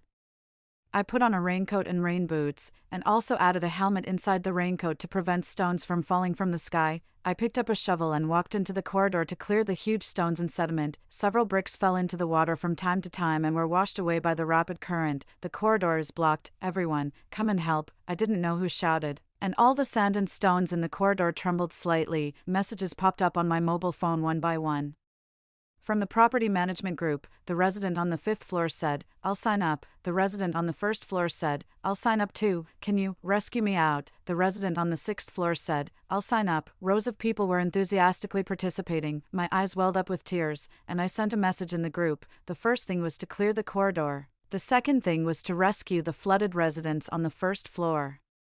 We divided into 2 groups and worked hard for the whole morning. A large part of the corridor was cleared. The food storage finally came in handy. I divided all the supplies at home into weekly rations. According to the principle of 1 ration per household, I distributed them to the residents of this building. The woman next door served as the logistics manager to manage these supplies and distribute them every day. Volunteers could get an extra bottle of mineral water every day. The resident on the 1st floor was also successfully rescued. Fortunately, he was an electrician. The high-voltage wires downstairs in the community were in a precarious state and were about to touch the accumulated water. He skillfully dealt with everything and then followed the volunteers to their homes to take a temporary rest. When the man upstairs came down after finishing the cleaning and saw me, he was taken aback and mumbled, "What are you doing here, as a woman? It's already good if you don't cause trouble." I straightened my chest and retorted, "During the typhoon in Sia City 8 years ago, I also worked as a volunteer. I have no less experience than you. If you look down on women, will you stand by when you encounter female victims? Open your eyes and take a look. This place is in a mess. Do you still have the mood to care whether I'm a man or a woman?" The man coughed awkwardly a few times and then didn't say anything more. On the first day, Everyone was full of enthusiasm. While waiting for external rescue, the residents of our building also successfully completed the first step of self-rescue. The supplies were limited, and I could only provide for the residents of this building. The rescue team was working day and night. All we could do was buy them enough time in order to speed up the progress. The volunteers assisted the community property management in the repair work on the second day. We set up windproof cloths to block all the holes, just in case falling stones flew in. Dealing with the accumulated water was the most troublesome. First, we had to clean the drainage network, and then arrange the water pumps. Several taller boys could barely stand firm in the water. Fortunately, the rain was not heavy now, and the community was located on a relatively high ground. It was the best time to deal with it. On the third day after the typhoon ended, the city's drainage system also began to function, and the water accumulation on the road gradually decreased. While I was standing on the roadside shoveling water, the woman next door ran downstairs in a panic. "Dylan, something's wrong. On the 6th floor, the wife of the guy on the 6th floor is going to give birth." The fitness guy's phone couldn't get through. Fortunately, the water accumulation in the community had been cleared, but everyone's cars had been soaked and scrapped.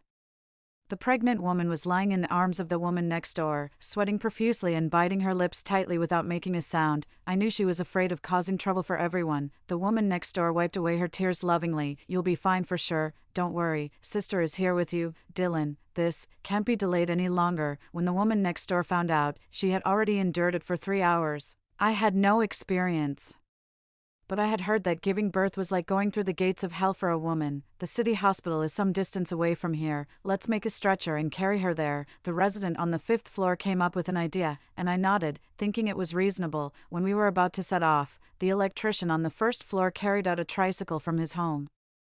"Is this okay?" "Okay." We all worked together to carry the pregnant woman onto the tricycle. The electrician accompanied the woman next door to the hospital with her. I rushed upstairs, packed some food and daily necessities, and carried a big bag on my back and walked to the hospital on foot. When I arrived at the hospital, I still couldn't get in touch with the fitness guy. I sat outside the delivery room, listening to the heart-rending cries inside, and couldn't help but tremble.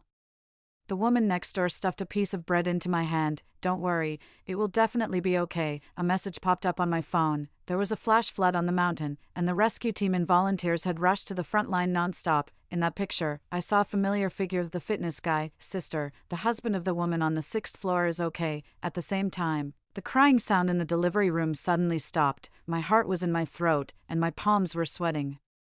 The woman next door noticed my unease and comforted me. "It's okay, she must have given birth. There must be the baby's cry." I was silent for a while. "My mom died when she gave birth to me." "What about your dad?" "He left me and went away." She hugged me and said softly, "We will be your family from now on." After a while, the nurse came out holding the baby and said, "Mother and son are both safe." It was a little boy. He was wrinkled and had fine fluff all over his body, so ugly, so small. But I liked him very much. 10. The rescue work continued. The situation in the community was basically stable, and I joined the government's volunteer team. The coastal area was the most severely affected. The houses were basically completely destroyed. The originally beautiful sunny beach was now full of the ruins of houses, and the seaside view houses were in a state of disrepair. I held a flashlight and searched for the injured in the collapsed houses. In such an environment, we couldn't shout loudly to prevent secondary collapses. After patrolling around, when I turned to leave, there was a faint gasping sound coming from behind. "Is there anyone there?" Bang, bang, bang, came a series of knocking sounds. I walked forward following the sound and found that a man was pressed under the wardrobe. "Are you okay?" I tried to move the wardrobe, but its weight was beyond what I could handle alone. "Wait for me here. I'll go find the rescue team." I placed a stone under the wardrobe, trying to relieve some of the pressure on him. Fortunately, the rescue workers were right at the door and heard the commotion and came in to help in time. It took a lot of effort to move the big wardrobe away. The man's legs were numb, and his clothes were stuck to the ground by bloodstains. "Bear with it. I'll help you remove them." "Thank you, Dylan," the man's hoarse voice sounded. I instinctively opened a bottle of water and fed it to him. When he was carried onto the ambulance, I then realized that it was Daniel, who had laughed at the people in Sia City for being afraid of death before the typhoon came, but now that he had experienced the consequences of the typhoon, I couldn't laugh at all. 11. The fitness guy and I were awarded the Best Citizen Award. His son recognized me as his godmother. That ugly, fluffy little baby was now white, tender and cute. The woman next door brought me the newly wrapped dumplings she made. "The municipal government is raising the national flag today. Are you going?" This was the first time the national flag was raised after the disaster. I arrived late, and the municipal government square was crowded with people. The national anthem started. The People's Liberation Army soldiers carried the flag and walked step by step towards the platform. Instantly, on the square of the municipal government, people spontaneously began to sing the national anthem. Starting softly and gradually getting louder, there were occasional soft sobs among the people. This was also the first time everyone had gathered together after the disaster. In this disaster, some people lost their relatives, some lost their friends, and some were seriously injured. That newly rising national flag also signified our survival after the disaster. Story 2. When the apocalyptic storm arrived, my mother, who favored boys over girls, pushed me out the door to buy chicken wings. The fierce wind and pouring rain pummeled the ground, and as I struggled against the storm, I hadn't gone far before the wind and rain swept me into the nearby sewage river next to our complex, where I drowned. My brother, spoiled by my mother, showed no concern when I didn't return for a long time. Mom, could sister be dead? What about my cola chicken wings if she's dead? Then, I opened my eyes again, back before the storm hit. Camila, go downstairs and buy some chicken wings.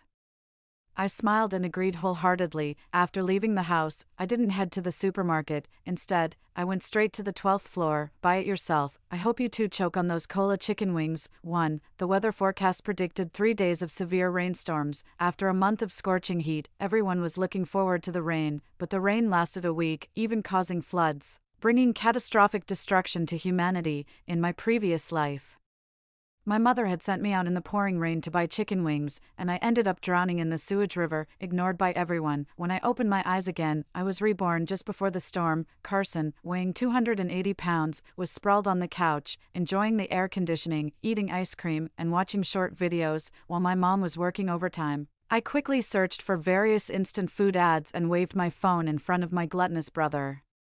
The ads for spicy instant noodles and self-heating hot pots were drool-worthy. Not just my brother was tempted, even I felt like eating them. Is there a new flavor for this instant noodle and self-heating hot pot with pork intestines? Hurry up and buy some for me. Sis has no money, you know. All my salary goes to mom. Useless. Go ask mom for money. Tell her I want to eat. All right. I happily agreed to his request and then got $600 from mom. This was all according to my plan. Mom never buys the snacks I want, but for my brother, no matter the cost, she buys them by the box. With the $600 from mom, I ordered online, instant noodles, spicy powder, self-heating rice, and self-heating hot pot, and paid extra for next-day delivery. Although the address and building were correct for our home, the apartment number I filled in was 1201. 1201 is the apartment my grandmother secretly bought for me.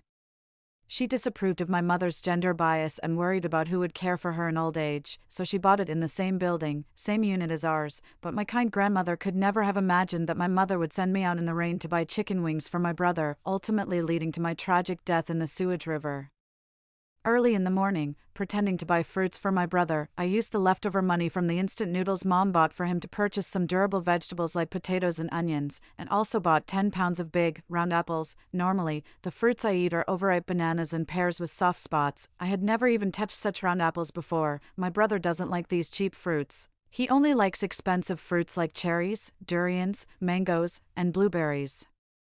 I've smelled them. Durian is a bit stinky, but mangoes are sweet and nice. I stored the vegetables and apples in 1201, then took a box of imported cherries downstairs back to our home. Carson, lying on the couch, saw me return and looked irritable and dissatisfied. It's so hot. I want chilled cherries. Wash them quickly with ice water. Ice water. Dream on. I threw the box of cherries on the table. I read an expert say that washing cherries removes their weight loss effects.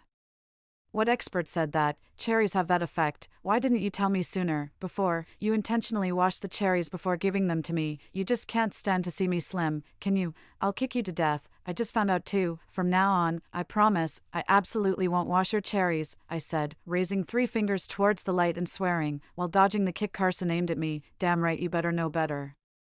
I've never heard that cherries can help with weight loss. I need to eat more. Watching Carson dive into the fruit box like a wild boar was a sight to behold. Suppressing a laugh, I returned to the bedroom. Eat up, eat up. The more you eat, the more you'll poop. It's definitely slimming. By noon, Carson had already made 3 trips to the bathroom. Following Carson's request, I stewed a pot of delicious braised pork for lunch. Worried that unwashed cherries wouldn't be enough to give him a satisfactory bowel movement, I added some laxatives I bought in the morning to the braised pork. I can cook meat dishes like braised pork, but I can't eat them, because I am a girl. I'm not even allowed to sit at the table to eat, according to my mother, Clara. In the old days, women weren't allowed at the table. I asked her why she could sit at the table then. She said it was because my father died early.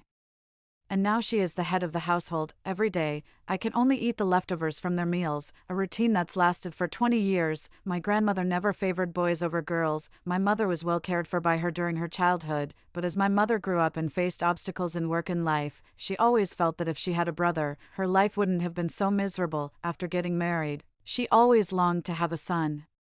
Sometimes I even wonder if I'm really her biological child. Just as I threw the laxatives into the pot, I heard the sound of the door opening. Mom. Carson collapsed on the sofa, weakly greeting Clara, snoring like a fattened pig ready for slaughter. Did my dear son have a fun morning? My mother patted my brother's sagging double chin, her eyes full of indulgence. It was okay, just a bit of diarrhea. Have you taken any medicine? I walked out of the kitchen, once again facing the mother who sent me to my death in a past life. Why are you wandering around instead of cooking in the kitchen?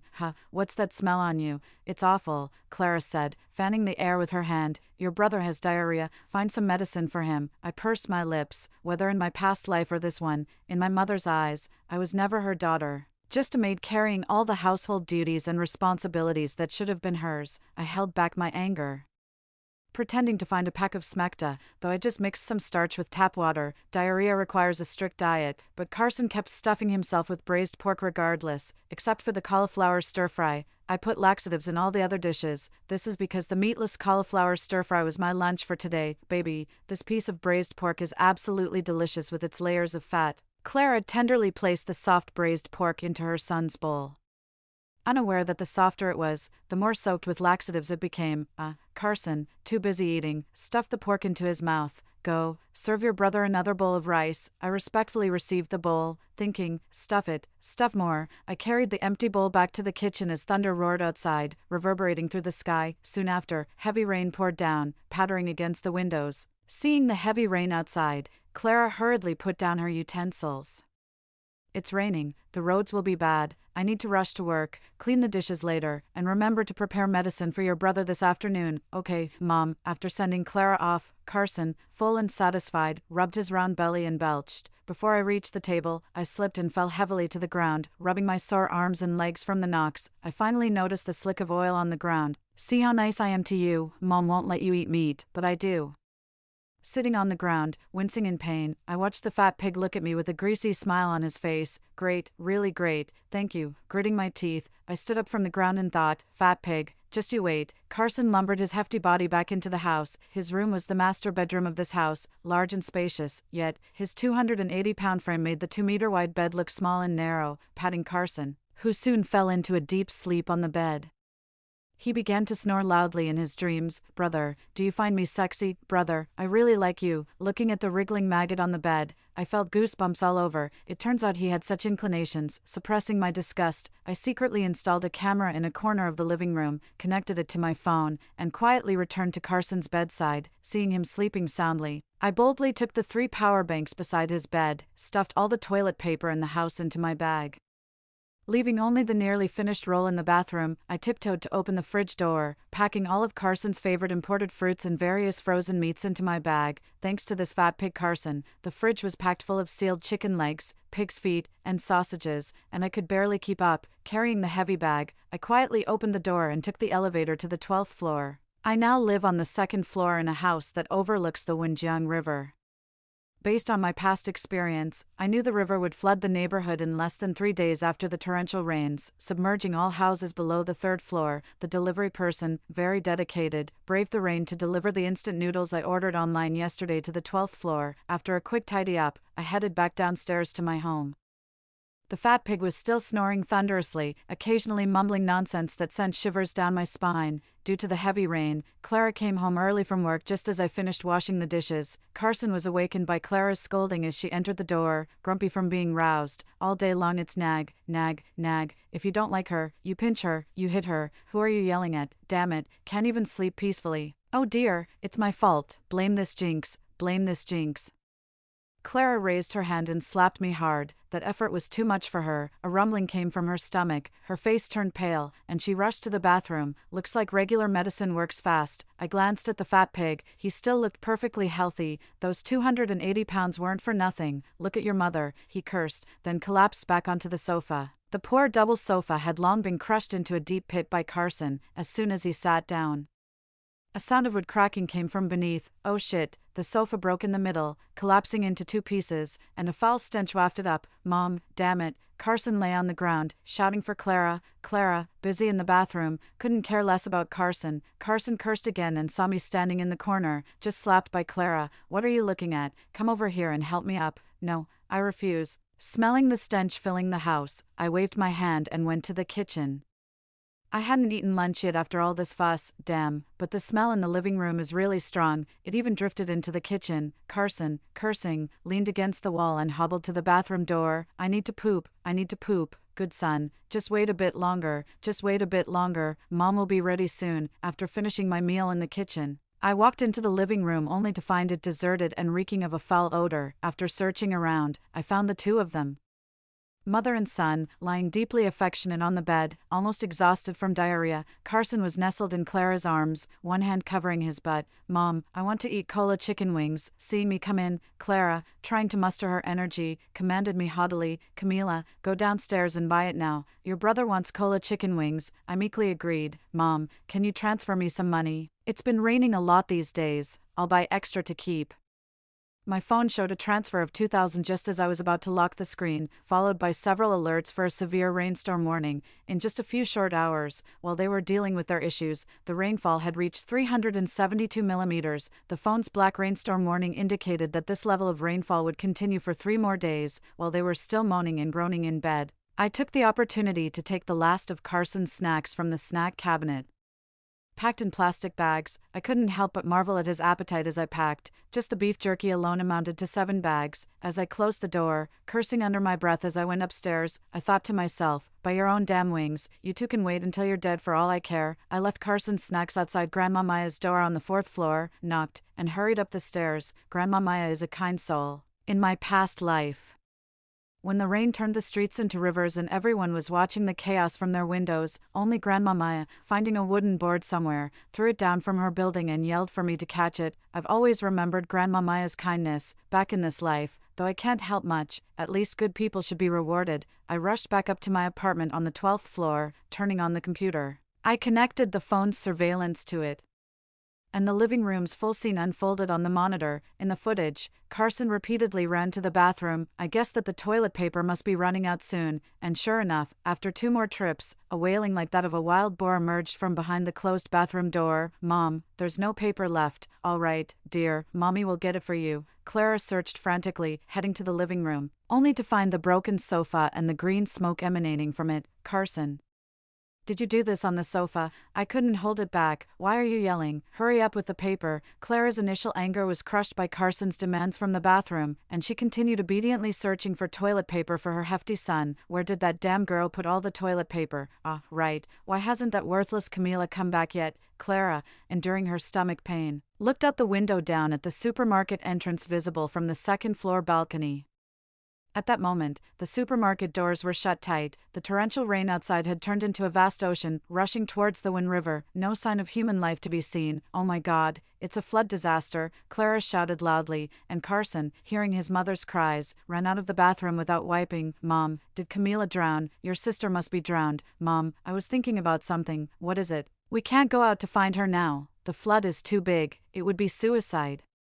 What about my cola chicken wings if she's dead? Clara stared at her son, who was already 204 months old, stunned for a moment. Mom, why don't you go downstairs and buy them for me? Watching my brother's serious craving, I laughed out loud in the room. At a time like this, all he could think about was cola chicken wings. I opened the fridge, defrosted a bag of chicken wings, and decided to make cola chicken wings for myself tonight. Carson, after all, was considering family ties.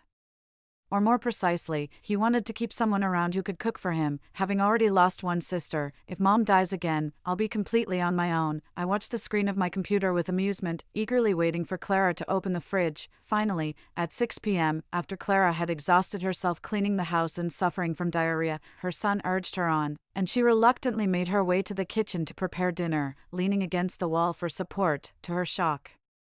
When she opened the fridge, her eyes nearly popped out. It was completely empty, not even an egg in sight. This must be Camila's doing, she muttered. Carson walked over to the fridge, opened the freezer, and found it just as empty. Damn it, Camila is trying to starve us to death. Mom, what are we going to eat tonight? Don't worry, honey, don't you have some snacks? Eat those for now, and I'll go retrieve the lunch we threw out. Clara had earlier dumped the lunch into the trash, claiming it wasn't cooked properly, and that's why they both ended up with diarrhea. Now, there she was, fishing out the laxative-laced leftovers from the trash can with chopsticks. I gagged at the sight. Anyone would find it unbearable. Mom, her son's bitter cries echoed again, filled with resentment. What's wrong, my dear? That bitch took all my snacks too? Don't be angry, honey, don't waste your anger on a dead person, she won't have a good end. Carson was too upset to speak, while Clara kept patting his back to comfort him. Don't be mad, my dear, once the rain stops, I'll go buy some new ones. That bitch really should die. If she doesn't, I'll kill her for you. There. Don't be mad anymore, my good boy. After the chicken wings had thawed, I steamed a big pot of rice for myself and carefully stewed a pot of cola chicken wings. I sat at the dining table ready to eat. Meanwhile, Clara and Carson were eating the salvaged leftovers from the trash can, a messy mix that looked like pig slop. I took several photos of my cola chicken wings with my phone, planning to surprise Carson at the right moment, at midnight. As the rain outside began to lessen, Carson was still online.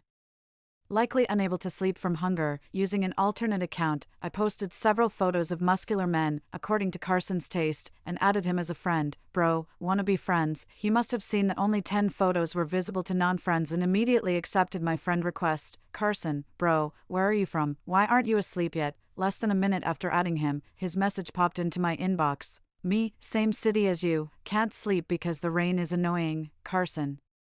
Same here, bro, not just the rain, but I'm also really hungry. Me, what happened? Didn't you eat tonight? Carson, I had diarrhea, now I'm starving. What did you eat tonight? Bro, me, it's a river out there, and my fridge only had some frozen stuff left. Ate some cola chicken wings. Cola chicken wings picture, JPG. Carson, I really want to eat cola chicken wings. Me, the rain's letting up, go buy some tomorrow. Carson, okay, bro.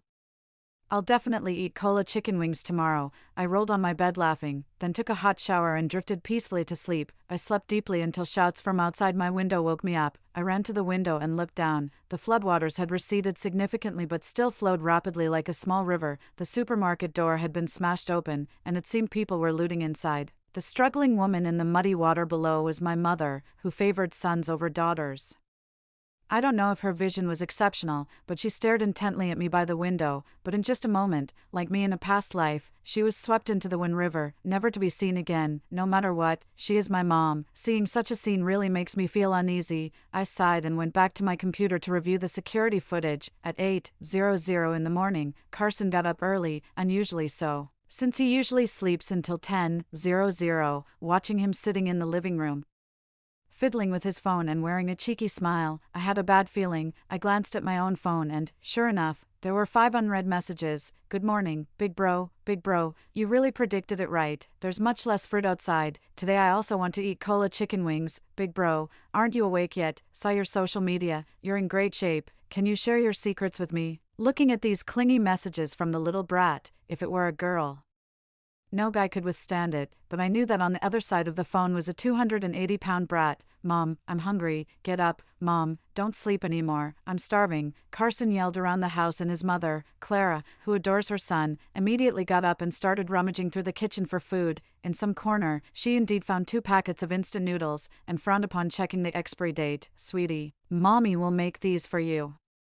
Even though the packaging of the instant noodles was clearly way past its expiry date, this stuff wouldn't kill anyone. At worst it might cause a stomach upset. Starving, Carson didn't care whether they were expired or not. He eagerly stood at the kitchen door, watching Clara tear open the wrinkled noodle packets and throw them into boiling water, without waiting for the noodles to soften. Carson grabbed the chopsticks from Clara's hand and began to eat voraciously, not minding the heat. Clara Also hungry from the early morning, couldn't bear to see her son hungry and waited for him to finish so she could pick at the leftover bits of noodles in the pot and drink some soup. Mom, I want to eat cola chicken wings, go buy some for me, sweetie, there's a big flood outside, the supermarket is closed, how do you expect Mom to buy them? Honey, let's wait until the water recedes and then I'll buy some for you. The rain has already lessened, look, there are people in the supermarket.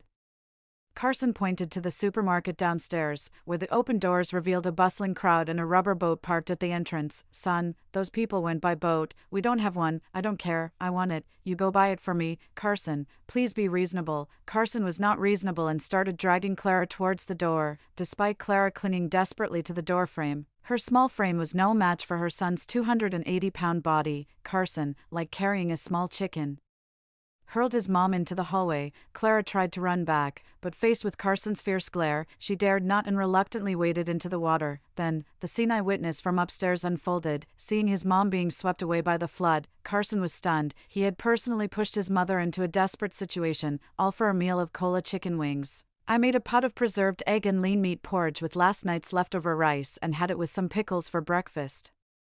The torrential rain outside intensified unexpectedly after Clara was swept away, enveloping the community in a veil of despair. The water level of the Wind River rose rapidly, reaching the riverbanks, threatening to engulf everything on shore. Carson ran back inside, trembling, and sent me messages on his phone. Bro, it's pouring again. Bro, my mom got swept away by the water. What should I do? Bro, are you there? I replied, I'm here, little brother, stay home and hide.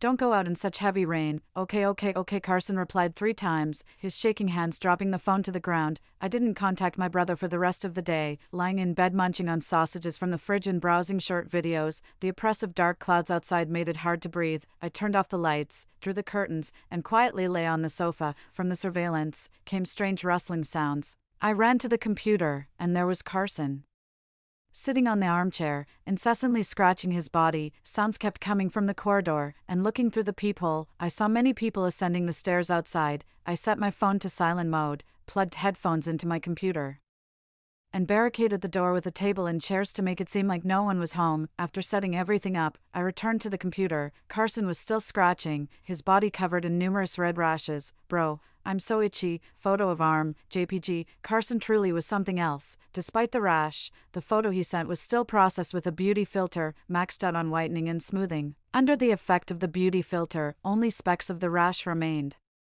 Having seen what Carson's arm really looked like, it was clear that his rash was severe. I suspected it might be eczema caused by the humid weather from the heavy rain, or perhaps some kind of epidemic. Isn't it said that great epidemics follow great disasters? I just didn't expect it to strike so soon. It had only been 2 days, and Carson was already infected. I found the half bottle of alcohol left over in the medicine cabinet, poured it into a spray bottle, and began spraying around the house. The rain outside grew heavier, and the noise in the hallway louder. I tried to calm Carson through the chat. Little bro, make sure to stay hidden at home. Don't go outside no matter what. After a day, Carson was so hungry he saw stars, barely able to walk steadily around the house. He had eaten everything in the trash can, even licking the oil off the plastic bags. Bro, I'm so hungry. Carson kept messaging me. As if I were his last resort in this world, I shook my head.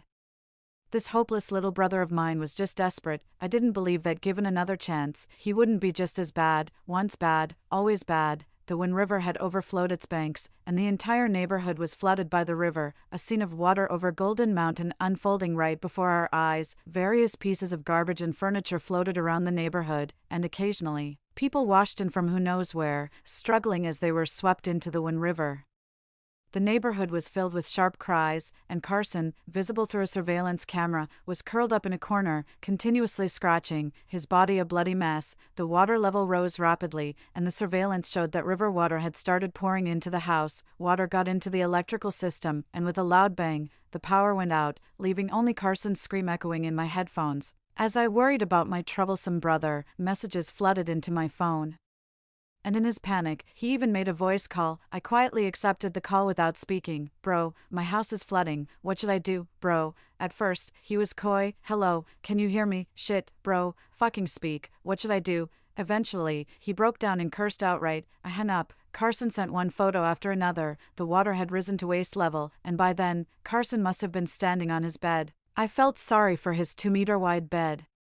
which in the end had to endure the trampling of this 280-pound pig. I called Carson back, this time switching to a video call. After Carson answered, I flipped the camera to show the self-heating hot pot and boxes of instant noodles and hot and sour noodles I had ordered online for him. Bro, what should I do? How come you have so much food? Save me, bro, I'm going to drown. Once I was sure the water level had reached a point where the door couldn't be opened, I flipped the camera back. Little bro, I'm not your brother, I'm your sister. Shit, Camila, you're not dead. Glug, glug, glug, shit, glug. I quietly hung up the phone, telling you to go on without me. The cries outside were incessant, and the building finally lost power at the last moment. I had already steamed 2 full pots of rice and stir-fried the vegetables from the fridge to serve over the rice. The corners were filled with thermos flasks brimming with hot water in these apocalyptic times. The virtuous are often the first to perish. It's not that I lack compassion, but in moments of crisis, human nature warps. Having lived through this once before, my only thought was self-preservation. My phone still had a signal. Videos from around the city depicted scenes of despair. Some even recorded their last words before being quickly removed by the authorities. In my feed, I learned it wasn't just our city. Many provinces were facing the ordeal of severe rainstorms. With frequent landslides and mudflows, groping in the dark, I found a night light and turned it on, only to think better of it and turn it off again. We just had to endure. The sunset was soon to rise, bringing hope with it. After countless days of eating and sleeping in a repetitive cycle, the excited shouts of people echoed from outside at the break of dawn. The sound of the alarm was unusually pleasant, bringing a sense of peace. Residents trapped. Please come downstairs. Residents trapped. Please come downstairs. Watching neighbors being rescued by boat, I finally realized we were truly being saved. At home, I had consumed all our drinking water and nearly all our food, surviving the last few days on dry instant noodles. This rainstorm was harder to endure than I imagined, but fortunately, I made it through, packing the remaining packets of noodles into my backpack. I put on a mask and took a spray bottle filled with alcohol downstairs. Grandma Maya opened her door. Trembling from hunger, Camila, the food at the door, that was from you, wasn't it? Grandma Maya was the only one who knew that my grandmother had bought me an apartment on the 12th floor. Both were kind-hearted old ladies. Yes, Grandma, good child, such a good child. She patted my shoulder and, trembling, pulled out 2 beef jerky sticks wrapped in paper from her pocket. Eat, I saved them especially for you. Tears welled up in my eyes as I bit into the beef jerky. If someone with no blood relation to me could act this way, why were my own mother and brother willing to send me to my death? Grandma Maya and I boarded a volunteer rescue boat. Not far into the journey, I looked back and saw Carson's body being carried out of the 3rd floor. Everyone was taken to a high-point emergency relief area, where hot ginger sugar water and red date tea were being served. Instant noodles and tea eggs were available in unlimited quantities, along with steaming white buns. Each tent had a charging station, and everyone queued orderly to charge their phones and check in safely with distant family members. At noon, I carefully prepared a bowl of instant noodles with an egg for Grandma Maya and brought it to her bed. Her eyes glistened with tears. Good child, truly a good child. From now on, we are family. I nodded firmly. In this world, I finally had family. During the days at the emergency relief area, I stayed by Grandma Maya's side, helping her with meals and water as she couldn't write. I filled out the rescue forms for her. Life gradually improved, and meals became more substantial. A meal box with 2 meat dishes, beef noodles, chicken drumsticks, boiled shrimp, seaweed, and egg drop soup. The nation took great care of us disaster victims. Living in such a country, we all felt immensely proud. Outside, the floodwaters receded, and the Wind River returned to its peaceful days. Only the mottled yellow mud and cracked ground reminded us of the horrors we had endured. Fortunately, Carson's red rash turned out to be just eczema from the damp, not an epidemic. The symptoms of mild fever and vomiting in the relief area were just due to consuming unclean water. Life got better day by day. A year later, as the homeland was rebuilt and the sunrise greeted us, I served up 2 steaming bowls of shredded pork noodles. Grandma, it's time for breakfast.